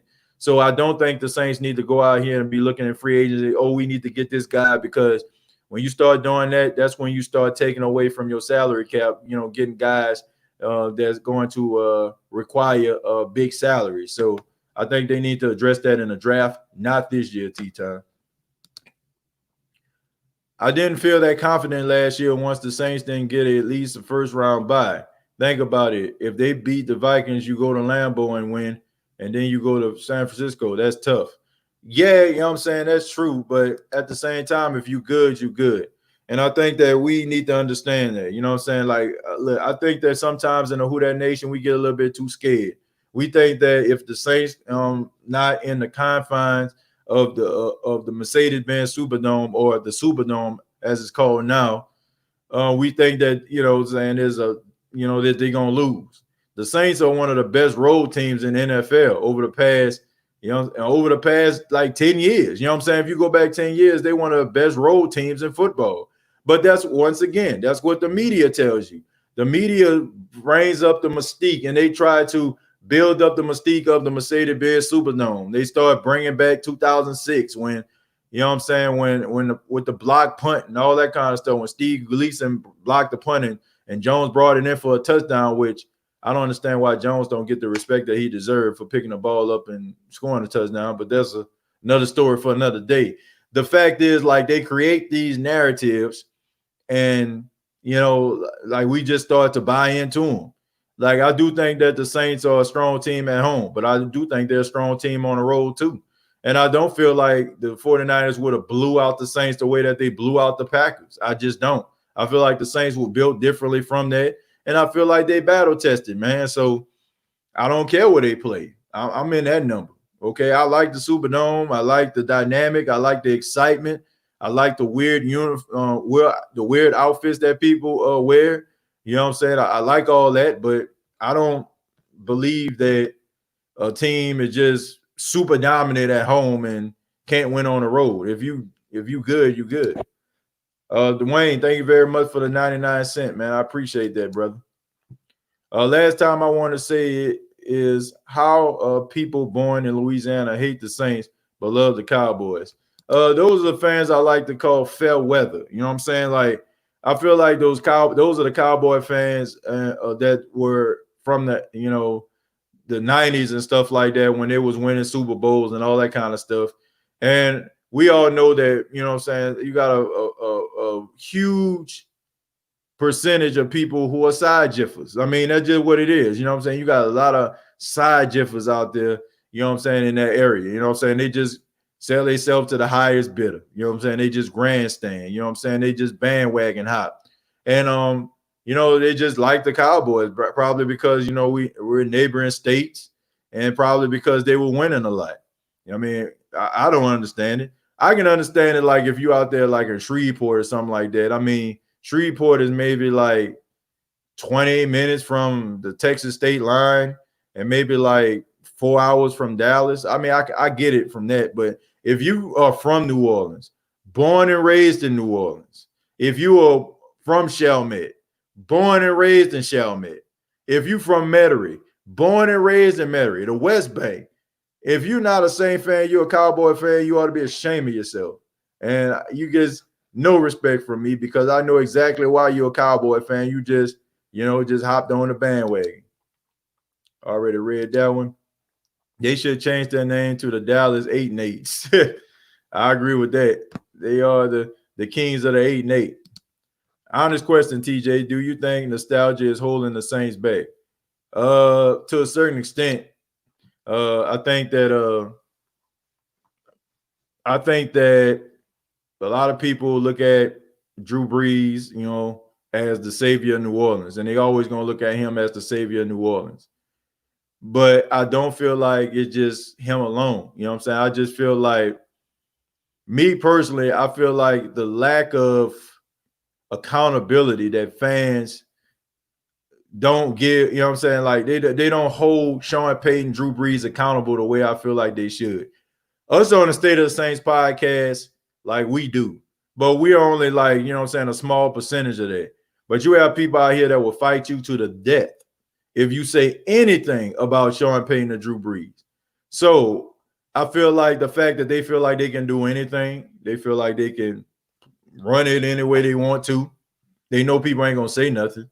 But if this was like New York, Philadelphia, or even, well, I don't want to say Dallas because that's a whole different entity. But if it was like in a New York market or like the Boston market, ain't no way in the world like people would just be letting this stuff go. Like Andy Reid went to what, like four straight NFC championship games, one Super Bowl appearance, and he got fired. You know what I'm saying? Like they said he left, but we all know the truth. So if they would do that to somebody like Andy Reid, what makes Sean Payton any different? Why? Because he won one Super Bowl. But let's just be honest about this. Sean Payton won a Super Bowl, but to me, he's not a better coach than Andy Reid is. Andy Reid could arguably be the best before he won this past season. He would have been the best head coach that never won a Super Bowl, in my opinion. So I don't know if you're going to let somebody like that go. If you're going to get rid of Tom Coughlin, who won 2 Super Bowls with the New York Giants, what makes him any different? That's all I'm saying. We got to hold them accountable, and they get away with that stuff. I don't know if it's so much nostalgia. It's just the lack of accountability. And I feel like, we don't hold them accountable. That's just something that I feel. Chiefs don't have a good defense like the Ravens do. Yeah, they don't, but they still win games because of a good head coach named Andy Reid. I forgot to ask you this. Should Carolina switch to the East and Dallas to the NFC South? Geographically, yes, they should. But we all know what that is about. Once again, it's the media, right? It's ironic to me that you have 4 of the best, the biggest media market teams in the same division. Like, how does Dallas line up with Philadelphia? All right, Philadelphia, Washington, and New York, I understand, okay? But how the hell you put Dallas in there? The only reason you put Dallas in there is because of history. And I don't feel like that's fair. You know what I'm saying? Because if you look at it, the Falcons, the Saints and the Falcons have just as much history as the Saints and the 49ers when it was in the NFC West, if I'm not mistaken, right? The Saints and the Rams, you know what I'm saying? They got history as well. So I'm like, if we talking about just keeping things, okay, a part of history and stuff like that, then why not? Why not have the Saints and the 49ers in the same division? You know, like, come on now. But that's what they do. You know, like, they do what they want to do, man. They feel like whatever going to generate them ratings, give them ratings, they going to do. I'm going to read two more, and then we're going to get up out of here. Dwayne says, I'll be honest with you, TJ. The Saints winning the Super Bowl was second to my kids being born. Let me see. Of being born, of being the single most happiest day of my life. I want that feeling again. Who that? Yeah, man. I mean, it's something that we thought we never was going to see. We thought we never were going to see the Saints in the Super Bowl. I know I didn't in my lifetime. But, I mean, it was good to see, and I would love to see it again. So hopefully they can get it done. The Truth Hurts says, yeah, but Baltimore wouldn't have been able to stop Kansas City. That would have called back that year 2000 defense. Yeah, I agree with that. That's a good point.